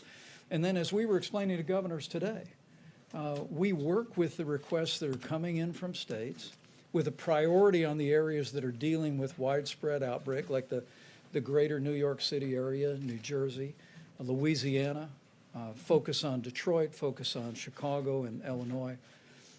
And then what Pete Gaynor and Admiral Polovchik are doing is directing those commercial distributors to send the resources directly to the front lines of the battle against the coronavirus. It is an extraordinary system. And as I explained to the governors today, as I've explained to congressional leaders, who've made what I think is a good faith recommendation, that we organize this in a manner of military logistics. It's exactly what President Trump has done, and it's what we're doing every single day to make sure that healthcare workers, to make sure that the states that are dealing with a widespread outbreak of coronavirus can be confident that we're going to spare no expense, leave no stone unturned, and use this extraordinary apparatus centered in FEMA to get the people of our country what they need when they need it to battle the coronavirus. And Kristen, when Schumer makes a statement like that, he's only doing it for politics. He knows. We have the best generals, the best admirals, we have the best people. These are incredible leaders. These are vibrant people. They've done such a good job. And again, you'll get a tape of the conversation, because I'm sure some of the governors probably had their favorite reporter listening to the conversation, even though they weren't supposed to, but that's happened before. Just so you understand, we had a call today that was a beautiful call, everybody friendly, everybody happy. They also know in some cases we'll get them a little bit more, and if they need it, we'll get them a lot more depending on where this monster is going. But when Schumer does that, take a look at the past. Fair, Mr. Well, President. you There are know, other you're gonna have to people tell me who who. raised that They point. certainly don't. Well, yeah, some Democrats, because they view this as a campaign issue. They want to make Trump look as bad as they can because they want to try and win an election that they shouldn't be allowed to win based on the fact that we have done a great job. We built the greatest economy in the world. I'll do it a second time. We got artificially stopped by a virus that nobody ever thought possible. And we've handled it, and we've built a team, and we've built an apparatus that's been unbelievable. Take a look at the swine flu, right? That's H1N1. Take a look at that. And it's not the other way around, by the way. It's H1N1. You know what I mean by that. Take a look at the swine flu. It was a disaster. 17,000 people died. The other administration, they didn't even know. It was like they didn't even know it was here. And that was peanuts compared to what we have in terms of the power, the magnitude of what we're going through. This is attacking 182 countries simultaneously. So Schumer's just all about politics. I've known him almost all of my adult life. And he's a disgrace. In many ways, he's a disgrace. And he knows it's done. He just wants to do that. But he knows the job we're doing. Everybody's amazed at the job we're doing. And the public is starting to find out. One of the reasons I do these news conferences, because if I didn't, they would believe fake news. And we can't let them believe fake news. They see us up here. They see us with admirals. They see us with this talent. They see the job that Mike Pence has done, which has been an unbelievable job, an unbelievable job. I put him there. I thought he'd do well. He did great as the governor of Indiana, and I thought Mike would do well. He's done much better than well. And he gets along with people, I think, much better than I do. Because I like people being 100. Mike can put up with things that sometimes I say it's amazing that he can put up with it. But he's done an incredible job, and so has the entire team. This is a military operation. And again, we built 2,900 beds in Javits Center. We build medical centers in New York. In Chicago, we built 1,000 beds, much more now, in McCormick Place. That's their big convention hall, the equivalent of Javits Convention Hall. Big McCormick Place, fantastic place. By the way, the mayor of Chicago, at least on the phone, is extremely happy with what we're doing, thanking us, has a great relationship with Mike, thanking us. And I just wish the politicians would say to you what they say to us, really. And it's a good question. Do you have one? Yeah, please. Yes, Mr. And President, we'll get to a national security question and then a question about Governor Cuomo. The national security front, to the extent that you can comment on this, your administration is making heavy preparations to move against the cartels in Latin America right now. And could you said expand? Latin America? Yes. Yes. Could you expand on the reasoning of why now? Are there supply and Yeah. logistics especially weak? Is it political? Yeah. What's the reasoning? It's a good question. We've moved a tremendous number of boats and ships to the area of, different areas of exactly where you're talking about, because we're tired of drugs pouring into our country from other places. And we're tired of seeing drugs pouring into different parts of Latin America, South America, and just coming into our country. Now we've got them stopped at the border, and they're trying to do it by sea. So we stop them at the border and frankly, with the help of Mexico. Mexico right now has 27,000 soldiers on our southern border. They never had any soldiers. They're doing that because I've asked them to do it. That's the only reason they're doing it. They have 27,000 soldiers. So now they're trying to bring it in by boat and by ship, the drug lords and the people doing drugs and trying to destroy our country from inside with drugs. And we're hitting them very, very hard. And that's why we're doing it. Activities that U.S. assets are targeting, or Say it? is it beyond narcotics? Are there other illicit activities that Well, U.S. assets are there targeting? are the activities of human trafficking, and especially with respect to women. As you know, proportionally, it's mostly women. And it's a horrible thing. It's a horrible thing. And there's never been a time like it. And it's because of the internet. And this is all over the world. But for the most part, they're coming through, in this country, they're coming through the southern border. But we're hitting them very hard. They have tremendous illegal trafficking in women and children also, but mostly in women. And it's illegal, and it's horrible, and it's disgraceful. And I've seen things that are an absolute disgrace, and we're trying to knock them out, and we're knocking them hard. And again, I want to thank the president of Mexico because he has really stepped up to the plate. 27,000 soldiers. They've never had any soldiers on our border. And I did that because the Democrats will not approve anything to step, because they want to have open borders. They want to have all these people flowing through our border, and in many cases they're sick, they have problems that you don't want to know about, or they're criminals in many cases. Not in all cases, but in many cases. And they don't want to have, they want to have open borders, they want to have sanctuary cities, so they protect criminals. And I don't want to have it. And Joe Biden does want to have that also, as you know, because he said that during numerous debates. I want to have strong borders, and I don't like protecting criminals with sanctuary cities. But we're doing it for drugs, we're doing it for human trafficking, we're doing it because you have to do it. We either have borders or we don't have a country. All right, go ahead. Why did he move? Mr. President, on the question of antibody testing, which is FDA approved now but not widely available yet. I know the Admiral said by May you expect to have millions available. How are you going to prioritize who's going to get the antibody tests, and what is that going to show you? Do you think that's going to be immunity? I mean, I have an answer, but I'd rather have the Admiral answer that. So let me clarify, and I know you probably understand this, is the antibody test does not tell you if you have the active virus in your nose. If you're positive for the antibody, it strongly implies, it means that you have had the virus before. And to the degree that we know of medical knowledge, you will probably, highly probably, be protected against getting the virus again in the future. So I want to make something clear. There's no antibody test approved. Okay, approved is not a word we talk about. There is a test or two that has received emergency use authorization, and many, many, many others out there that have not gone that way yet. And I want to take this opportunity to caution. There is a very consolidated effort between the FDA, CDC, NIH to validate some of the tests that are on the market right now, because it is very important that they actually do what they say they do. And we have reason to believe that not all of them are going to perform well. I don't know the primary source, but the Financial Times just reported that the UK had 17.5 million antibody tests that they bought, and none of them work. So we're not going to get in that situation. We're going to be very careful to make sure that when we tell you you're likely immune from the disease, that test really said that.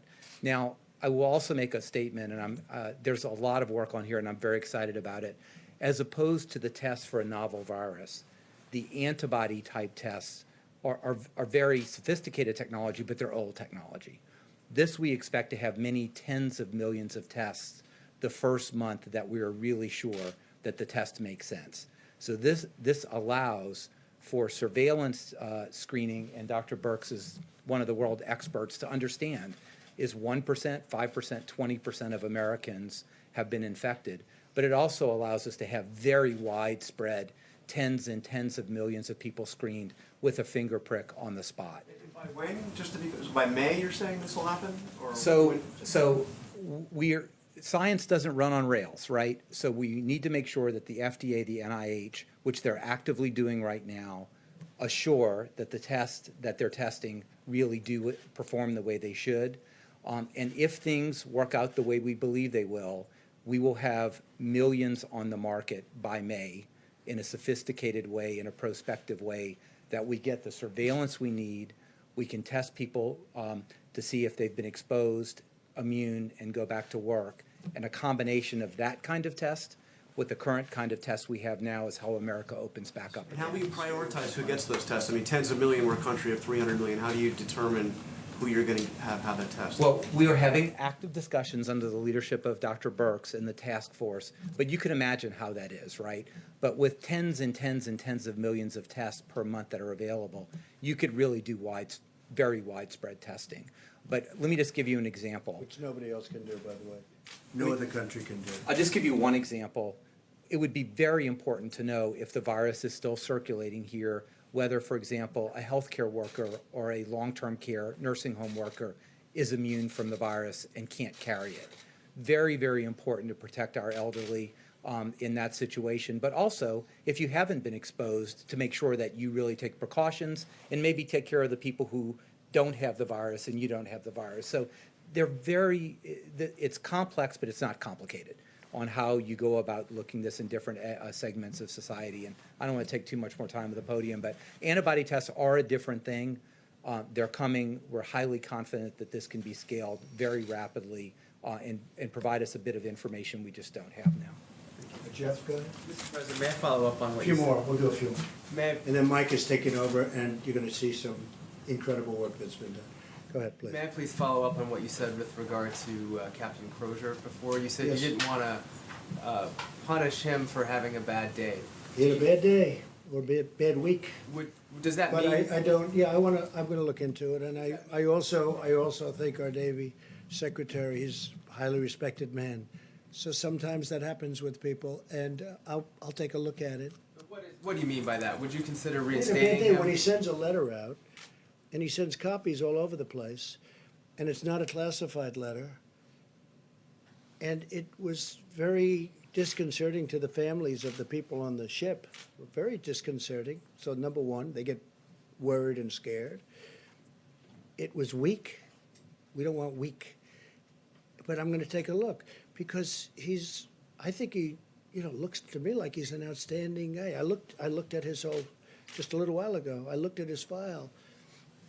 And people have bad days, and we'll take a look at it. My question is, what would you consider doing for him? Well, we'll take a look. I want to speak also to the Secretary. I also want to speak to Secretary of Defense, Mark Esper is doing a fantastic job. And we'll, maybe I can help the situation out. I mean, you guys are saying, why is the president getting involved and going? Well, I like to solve problems. It's a problem, I don't want to see men hurt, women hurt. I don't want to see people hurt unnecessarily. Maybe we can solve it easily where, it's not life-changing. But he did a bad thing, sending a letter out, and many, many copies, as you know. I don't know, I heard 28 copies, I heard a lot. That's a lot of copies. Plus, the letter was 5 pages long. I haven't read the letter, but I think it was 5 pages long, single-spaced. That's a lot of writing. He's the captain of a ship. He's a very important person of a very expensive ship, a nuclear-powered ship. He should be writing letters like that. But it happens. Sometimes I'll write a letter that I say, I wish I didn't send it. Not too often, but it happens. Mr. President. Go ahead. Yeah, go ahead. Quick follow-up on that, because the acting Navy Secretary, and I know you were asked about this, but I just want to try one more time. He did say in remarks to soldiers on the USS Roosevelt that Crozier was, quote, too naive or too stupid to be in command if he didn't think that writing Well, that I don't letter want was to a comment bad. on what he said. I understand. Different language, It's Mr. tough President. language, but I don't want to, let's not get into that. It's tough language. Now, there are some people that think, oh, wow, he says it like it is. Look, he made a mistake. He should not have sent that letter. Or he should have gone through his chain of command, which is the typical way of doing it. He's in the military. He's a very important person in the military. He knows it better than anybody in this room what he should have done. And I'm sure he feels he made a mistake. But I'm going to look into it, and I'm going to see maybe we can do something, because I'm not looking to destroy a person's life who's had an otherwise stellar career, as I understand it. I looked at his file just now because I've been seeing what's going on. If we can save a person's career, I don't mind going after a person if they did something wrong.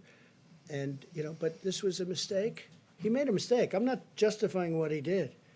He made a mistake. Shouldn't be sending letters. He's the captain. He's a very important person in the military. You don't send letters and then it leaks into a newspaper of all newspapers. That was a beauty, right? So you just don't do that. So it was a mistake. But I may get involved. I'll call Secretary of Defense and find out a little bit about it. And if I can help two good people, I'm going to help them. Sir, on the tone seems to have changed a little bit since Say Saturday. it. Your tone seems to have changed a little bit on the captain since Saturday. The captain? Yeah, No, it is it hasn't. the I news mean, look. coverage, or did Okay, somebody ready? speak to you on his behalf? I said when you asked me and when the question was asked the last time, I said, shouldn't have sent the letter. I haven't changed. He should not have sent a letter. And it should have, if there's a letter, it should go classified, it should go to his superior. And he shouldn't be jumping over his File, superior. sir. Did So somebody ask it you hasn't to? changed in that regard. The only thing that has played right up here with me is that I looked at his record. And he's been an outstanding person.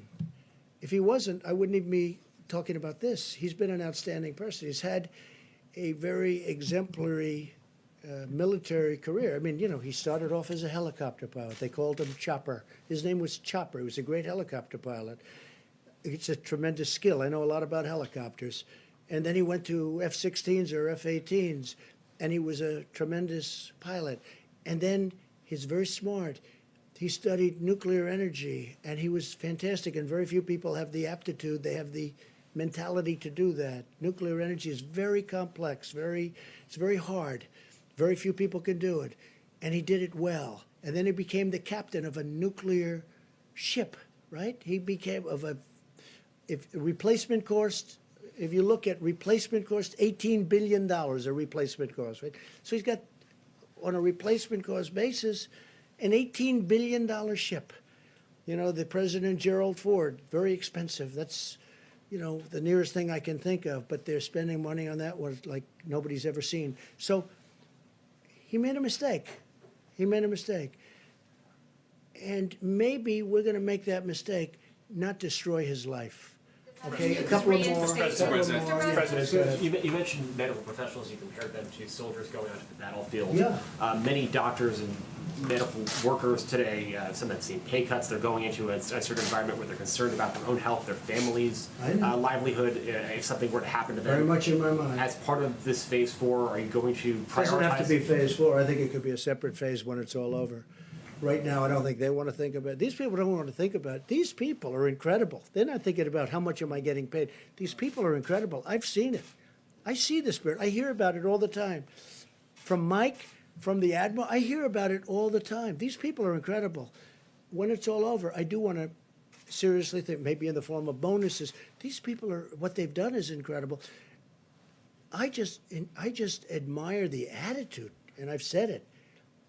They walk into those hospitals and they are seriously, one of the things that came up with the Comfort, the ship, is that when we fulfilled the request of Governor Cuomo and Governor Murphy, and they're going to be splitting up, but, a lot of things happen to ships when you do that. It's a lot of, they didn't want to do this. In fact, they specifically didn't want to do this. Have patients that were affected with this horrible disease or whatever, the plague, because frankly it's a plague. That's exactly what it is. You'd read about it in the old days, the plague, and that's exactly what it is. But we're doing it. But when I see the bravery of these people walking through doors without their stuff, they're just getting, they're not standing outside, hey, let's get ready, they're running through doors, putting on the stuff it's not even on. I think it's incredible. I'm telling you, the nearest thing I can think of is soldiers in battle and soldiers going right into battle, because that's what they're doing. It's really, in many ways, it's the same thing. All right, how about one more? One more question, Mr. President.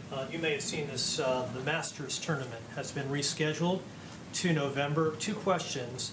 A, is that an outgrowth of your conversation that you had with sports commissioners on Saturday? I hope it's rescheduled. I hope football's able to start. I hope baseball can get to play a little bit. I hope basketball can maybe do their playoffs. Hey, I have no interests or anything other than I want what's good for the country. What about the U.S. A lot of Open, people which are you've attended many tired. times? Yeah, a lot of people are tired of looking at games that are 5 years old. I looked the other day, I saw somebody, I said, wow, he looks great. I forgot. I said, oh, that was 9 years ago. I said, he's really in great shape. Well, not in great shape now, but he was in great shape then. It was 9 years ago. You get tired of looking at 9-year-old baseball games and playoff games that took place 12 years ago. I don't have much time to do that, frankly, but that's what people are doing. And they want to see sports. Sports are a great thing for this country. And I hope football can start. And I told them, I think you might be able to. They may very well be able to. I hope they can start. And I hope they can start with people in the stands. We're not going to be separated. You have seats. Those seats are meant for people to sit next to each other. And when this virus is gone, people are going to be sitting next to each other. And just for the restaurant industry, so they understand, when the virus is gone, people are going to be sitting next to each other. One man said, I have a 200-seat restaurant. It's been great. But if I go by these rules, this 200 seats goes down to 60. I said, no. You have a 200-seat restaurant. That's what you have. But we have to wait till the virus goes away. It wouldn't even do well at 60. frankly, there's a warmth to it also. There's a warmth, but not when we have the virus in the air. Well, ladies and gentlemen, thank you very much. So I'm going to let our Vice President take over. He's got some really interesting numbers, statistics, and I want to thank the Admiral. I want to thank Tony and Deborah and everybody else. I want to thank everybody that's working, and I really do. I see a lot of tremendous things happen. The therapeutics, the call I had today was one of the most exciting calls I've had in a long time. And again, I want to wish my best to the UK and the family of Boris Johnson, and we just hope he's going to be okay because he's a fine guy. Thank you very much, everybody. Thank you. Thank you. Thank you, Mr. President. A few updates on the activity of the White House Coronavirus Task Force. Then I'm going to ask Dr. Birx to speak about what we're seeing in the numbers. We know we are at the beginning of what's going to be a very tough week in America. But as Dr. Birx will reflect, because the American people have been embracing social distancing, putting into practice the advice of state and local leaders and the President's coronavirus guidelines for our country. As Dr. Birx will describe, we are not only seeing remarkable progress in Washington State and in California, where the numbers remain low and steady. That's a great tribute to the people of both of those states and to all of their dedicated healthcare workers. But we're also beginning to see a leveling just at the very beginning. And she'll reflect on those in just a few moments. A couple of quick updates. At the present moment, the President has approved 50 major disaster declarations, and we'll likely be issuing a disaster declaration for the state of Minnesota before the end of the day. We've distributed more than $4.1 billion to states, and right after our incredible healthcare workers, we couldn't be more proud of more than 21,000 National Guard that have been activated and are working in states all across the country. During my conference call today, I learned that Governor Brian Kemp is actually using the Georgia National Guard to sanitize and clean up nursing homes. But National Guard are being deployed in a variety of ways all across the country, and to them and to the families of all these citizen soldiers, you have our admiration and our respect. As the President mentioned, our focus remains on the New York metro area, New Jersey, Louisiana, and then Michigan and Illinois. We're watching every area of the country, but those are the priorities today. And in that spirit, I spoke today, as the President did, with Governor Cuomo of New York. The President made the decision to open up the USNS Comfort to COVID patients. And he also informed the governor of New Jersey that we would be taking New Jersey COVID patients. So now there will be two facilities, one at the Javits Center that's all COVID, and the USNS Comfort that will be managing COVID patients. At the present moment, by this evening, there will be 2,179 medical, military personnel in New York City. And over the next 2 days, that number will rise to 3,000. Speaking with the governor, speaking with Mayor de Blasio, the President and I were informed that while we have surged ventilators, we have surged personal protective equipment, that sending in some relief for healthcare workers was vitally important. And so again, I want to emphasize that those are medical personnel, doctors and nurses and medical assistants who are on the scene now and will continue to arrive to a total number of 3,000. I spoke to Governor Phil Murphy of New Jersey. New Jersey is very much in the forefront of the coronavirus in America today. We want to commend the governor for his extraordinary leadership in the state. During our briefing today, we learned about the progress that they were making and also about the governor's decision to temporarily reactivate retired healthcare personnel in the state. And just as a reminder of all that we're dealing with, this weekend, Governor Murphy told me that New Jersey surpassed the number of lives that were lost on September 11th to the state of New Jersey. And it breaks our heart to think of that. And our hearts go out to all of the families of the more than 10,000 Americans who have succumbed to the coronavirus. We also, as the President said, we express our gratitude to governors in Oregon and Washington State yesterday for donating ventilators to help the states at the epicenter of the coronavirus. Governor Gavin Newsom of California donated 500 ventilators. And I just learned that those will be going 200 to the state of Maryland, 50 to the District of Columbia, 100 to the state of Delaware, 100 to Nevada, and we'll also be deploying the remaining 50 to the Northern Marianas Islands and to Guam. And we want to thank Governor Gavin Newsom. The state of California has provided extraordinary and compassionate leadership for their citizens. They're making progress. As the governor said the other day, they're not out of the woods yet, but the numbers speak for themselves, and the generosity of the people of California and the governor is gratefully received. Beyond that, before I recognize Dr. Birx, let me just say that at the beginning of this challenging time, we want to challenge every American to continue to do what every American can do.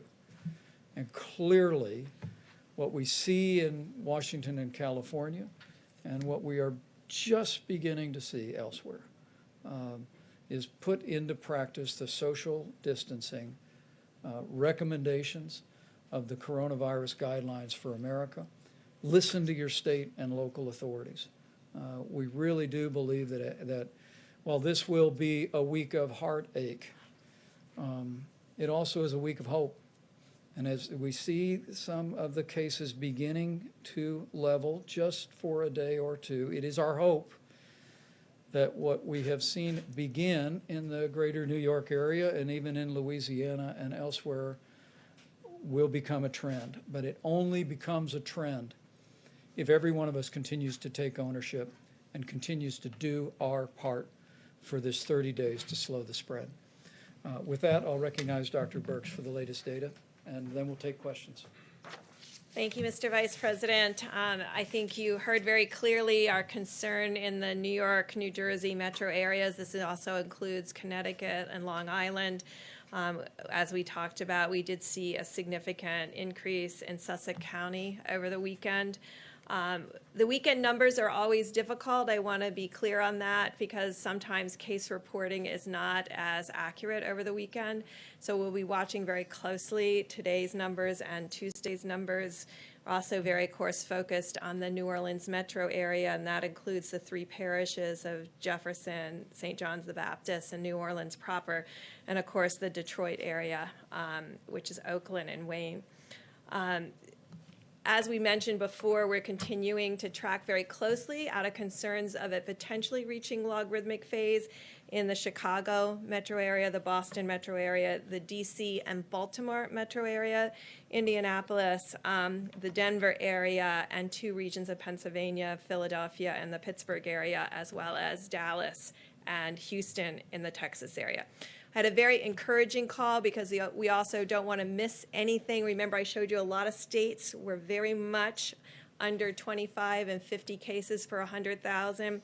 There were a few standouts that we were concerned about, which was Vermont, New Hampshire, Idaho, and Montana. We had excellent calls today with their health commissioners, and they're they're on top of the situation. These were micro outbreaks that occurred due to ski events and weddings and nursing homes, and they were able to describe in critical detail the incidents and how they're tracking and tracing. So they are still doing full contact tracing through those areas, and I just want to applaud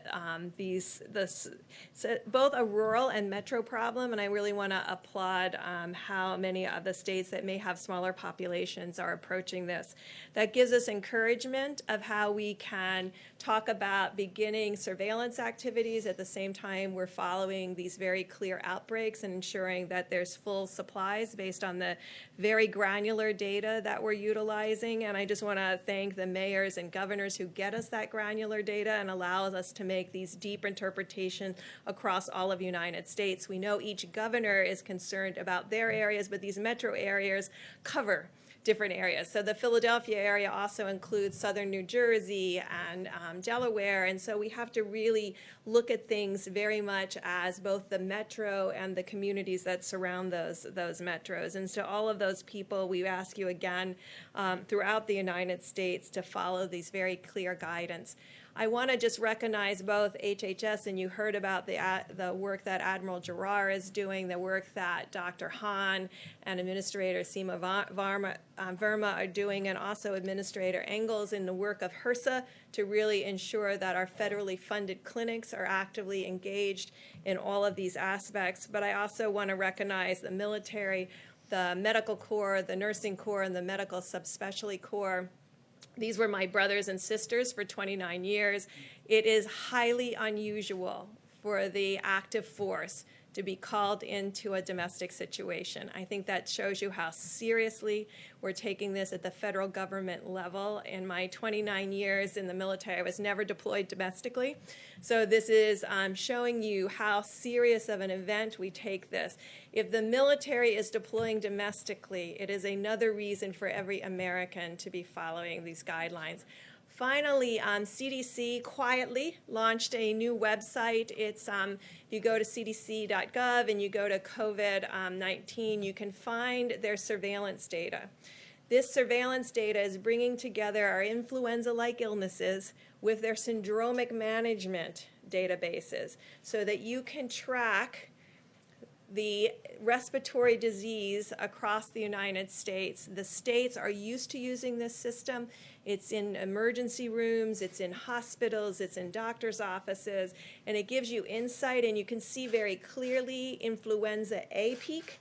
You can see the influenza B peak, and now you can start to see the respiratory disease from this current outbreak. These are the systems that exist within the United States that will be strengthened in order for us to do comprehensive surveillance. So I just want to assure the American people, while we're working on these outbreaks, we're also working on bringing new systems together that have a comprehensive look across the country, building on the strong work of CDC as a public health institution, so that we can work county by county, community by community, state by state, to really understand where this virus is and where it will be, but also as an early alert for us in the future. So I just want to assure the American people that as we're working on the crisis of today, we're looking to the future to ensure we have the systems in place to bring those early alert systems together while we work on the antibody testing and while we work on continuing spreading and increasing the diagnostic capabilities that you see presented here. Thank you. Thank you, Deb. And Admiral Giroir spoke several times when the president was with us, so he'll be here for questions, as Deborah Birx will. But Dr. Fauci, your thoughts, and then we'll take some questions. No, actually. Okay, I just wanted to, okay, I will.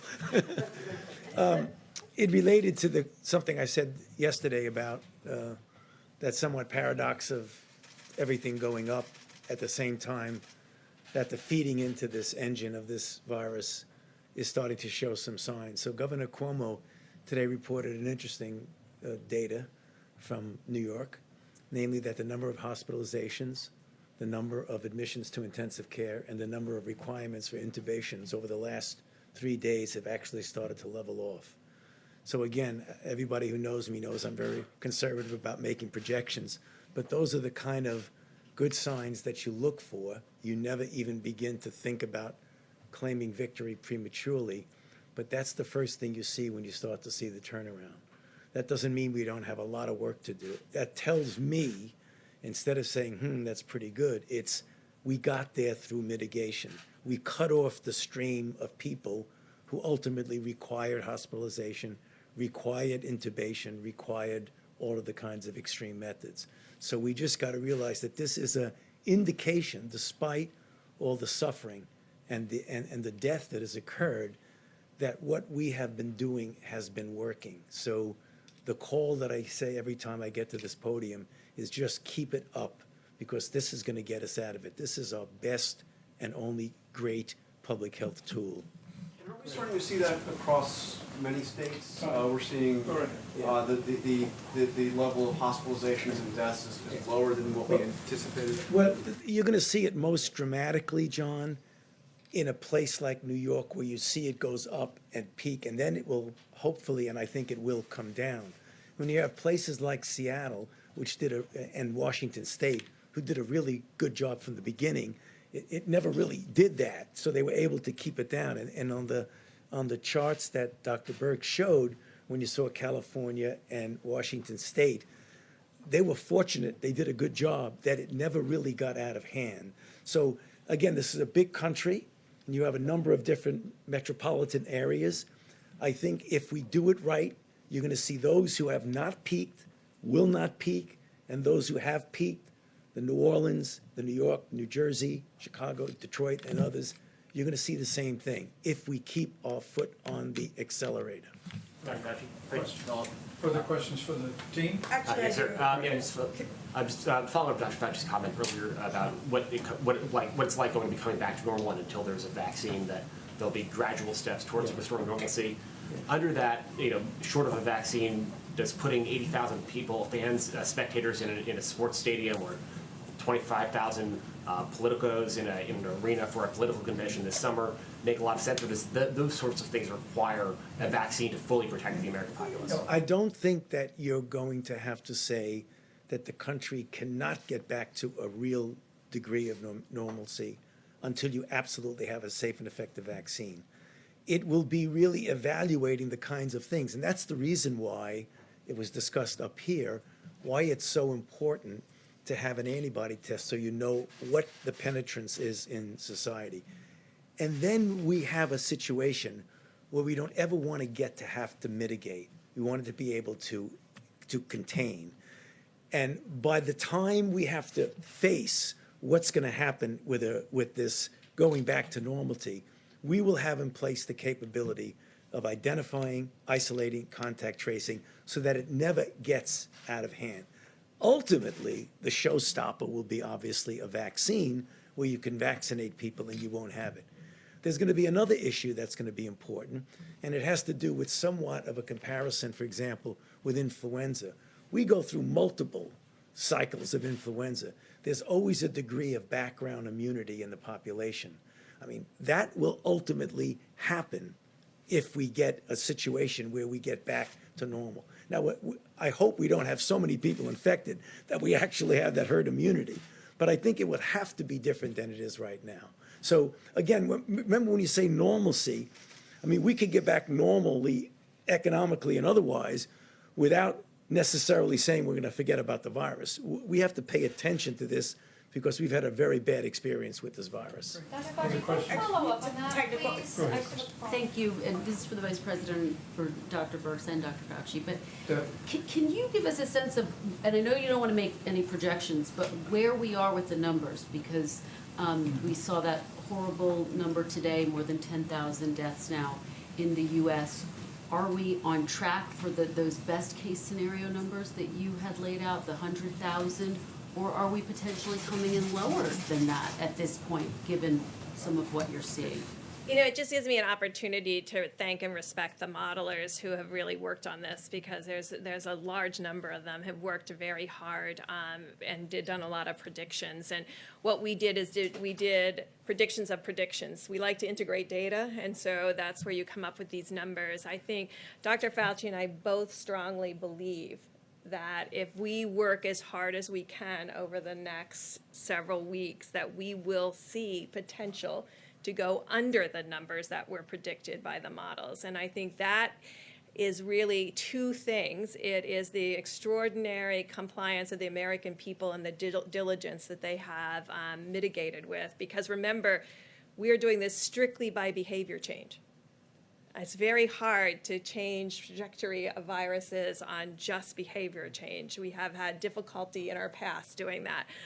So that's what we're doing, and that's what the American people are doing. But the other side of that is the incredible insights that Washington State and others are providing on how to better care for the patients in the hospital. And so those two pieces are coming together that could have a dramatic impact on the predictions of the mortality from this disease. So I'm glad you asked that question because I've said it a couple of times here. I want to say it again. Repetition is good. Is that models are good. They help us to make projections. But as you get data in, you modify your model. And I've always said, data always trumps models, always. So what I feel, and I believe that Dr. Birx also feels, that I don't think anyone has ever mitigated the way I'm seeing people mitigate right now. This has never happened in this country before. So I am optimistic, always cautiously optimistic, that if we do what I've been talking about over the past few minutes, we can make that number go down. I don't accept every day that we're going to have 100 to 200,000 deaths. I think we can really bring that down, no matter what a model says, because when the data comes in, they'll start to say, you know, maybe you are essentially overshooting the model. And I think that's where we can go. That's the reason why I like to always get up and tell the American people, it's the virus doing what the virus wants to do, and it's we as a society doing what we can do.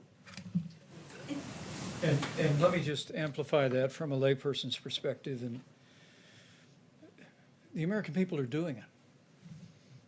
I mean, the initial data, what we've seen in California and Washington, support the fact that the American people are doing these things, which is nothing short of loving your neighbor.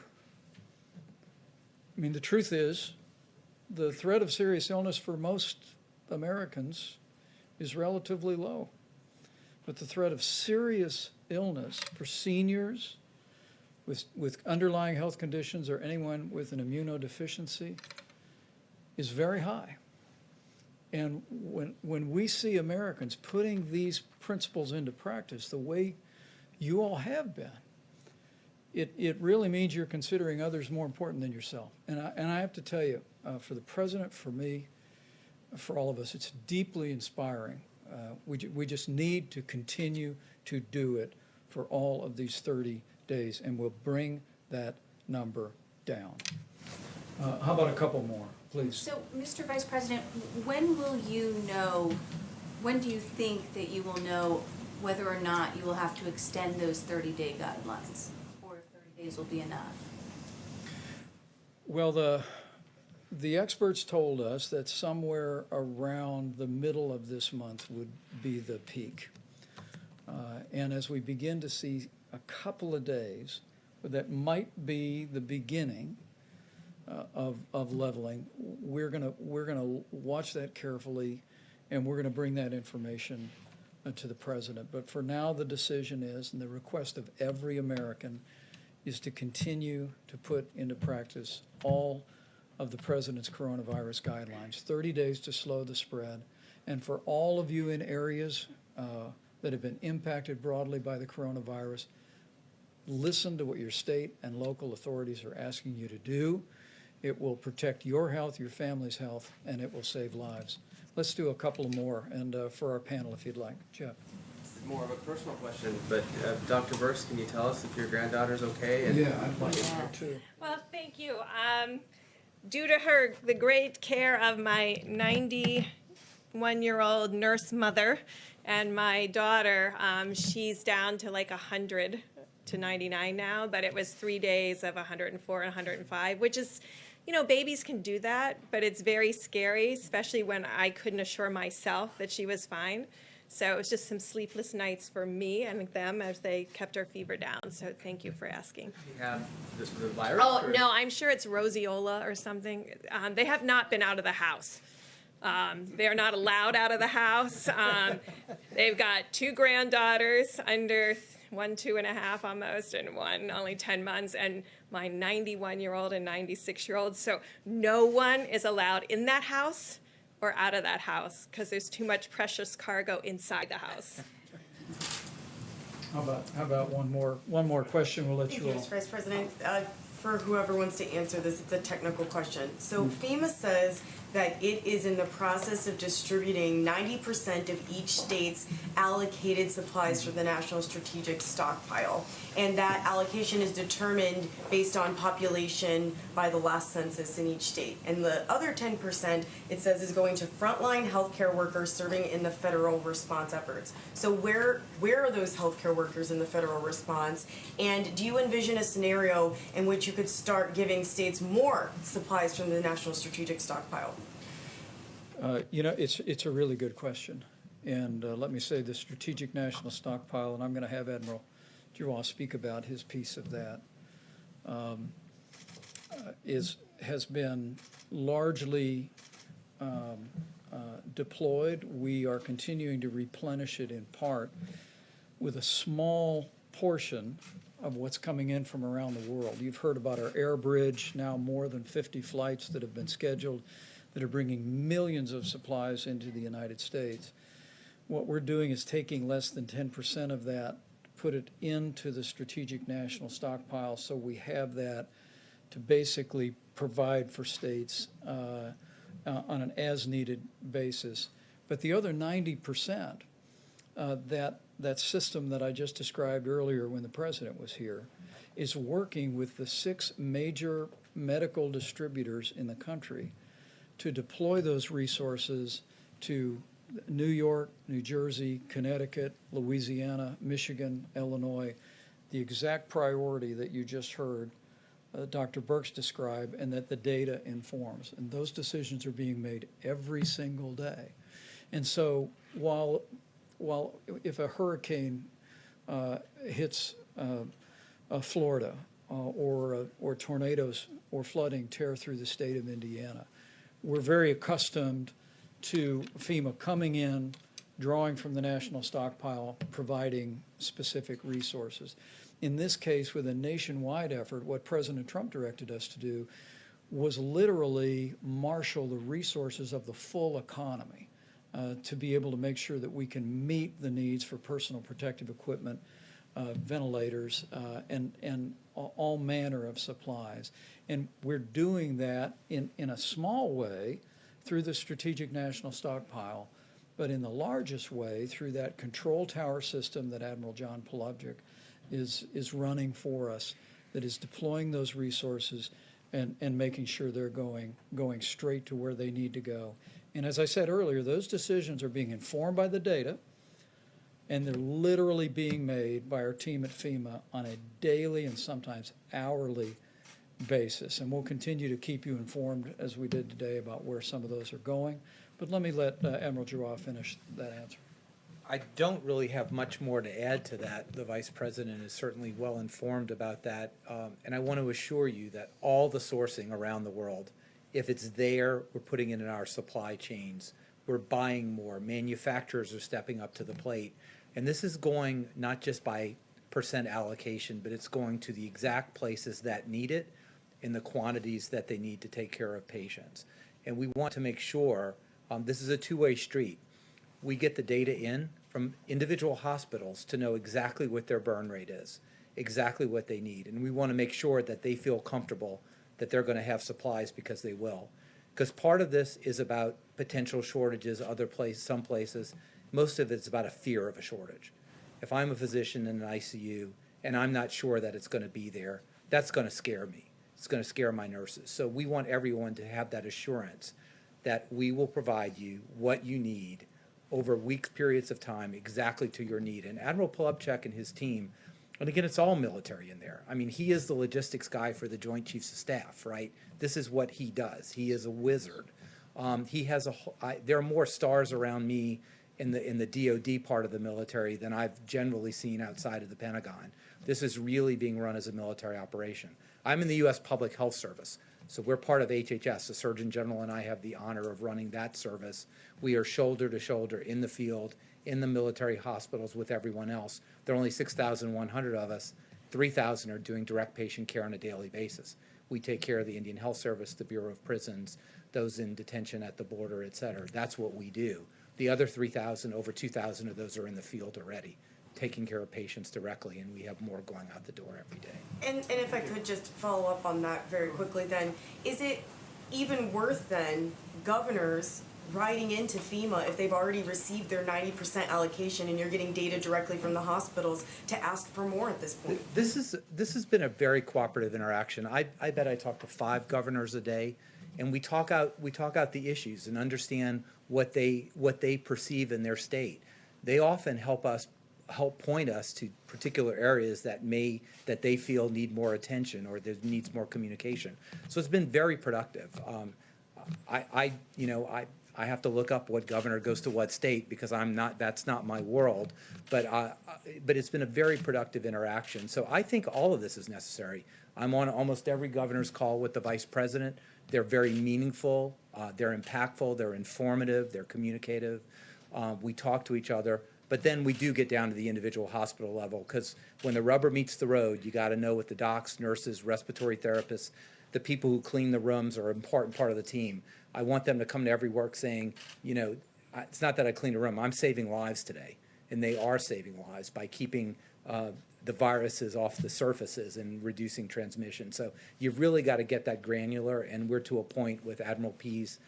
You have 2 admirals with the worst pronounced names in the world, so Admiral P, Admiral G, but Admiral P's team really has this covered down to the individual hospital level. Thank you, sir. Let me say, just by way of closing, because I thought that last question was helpful.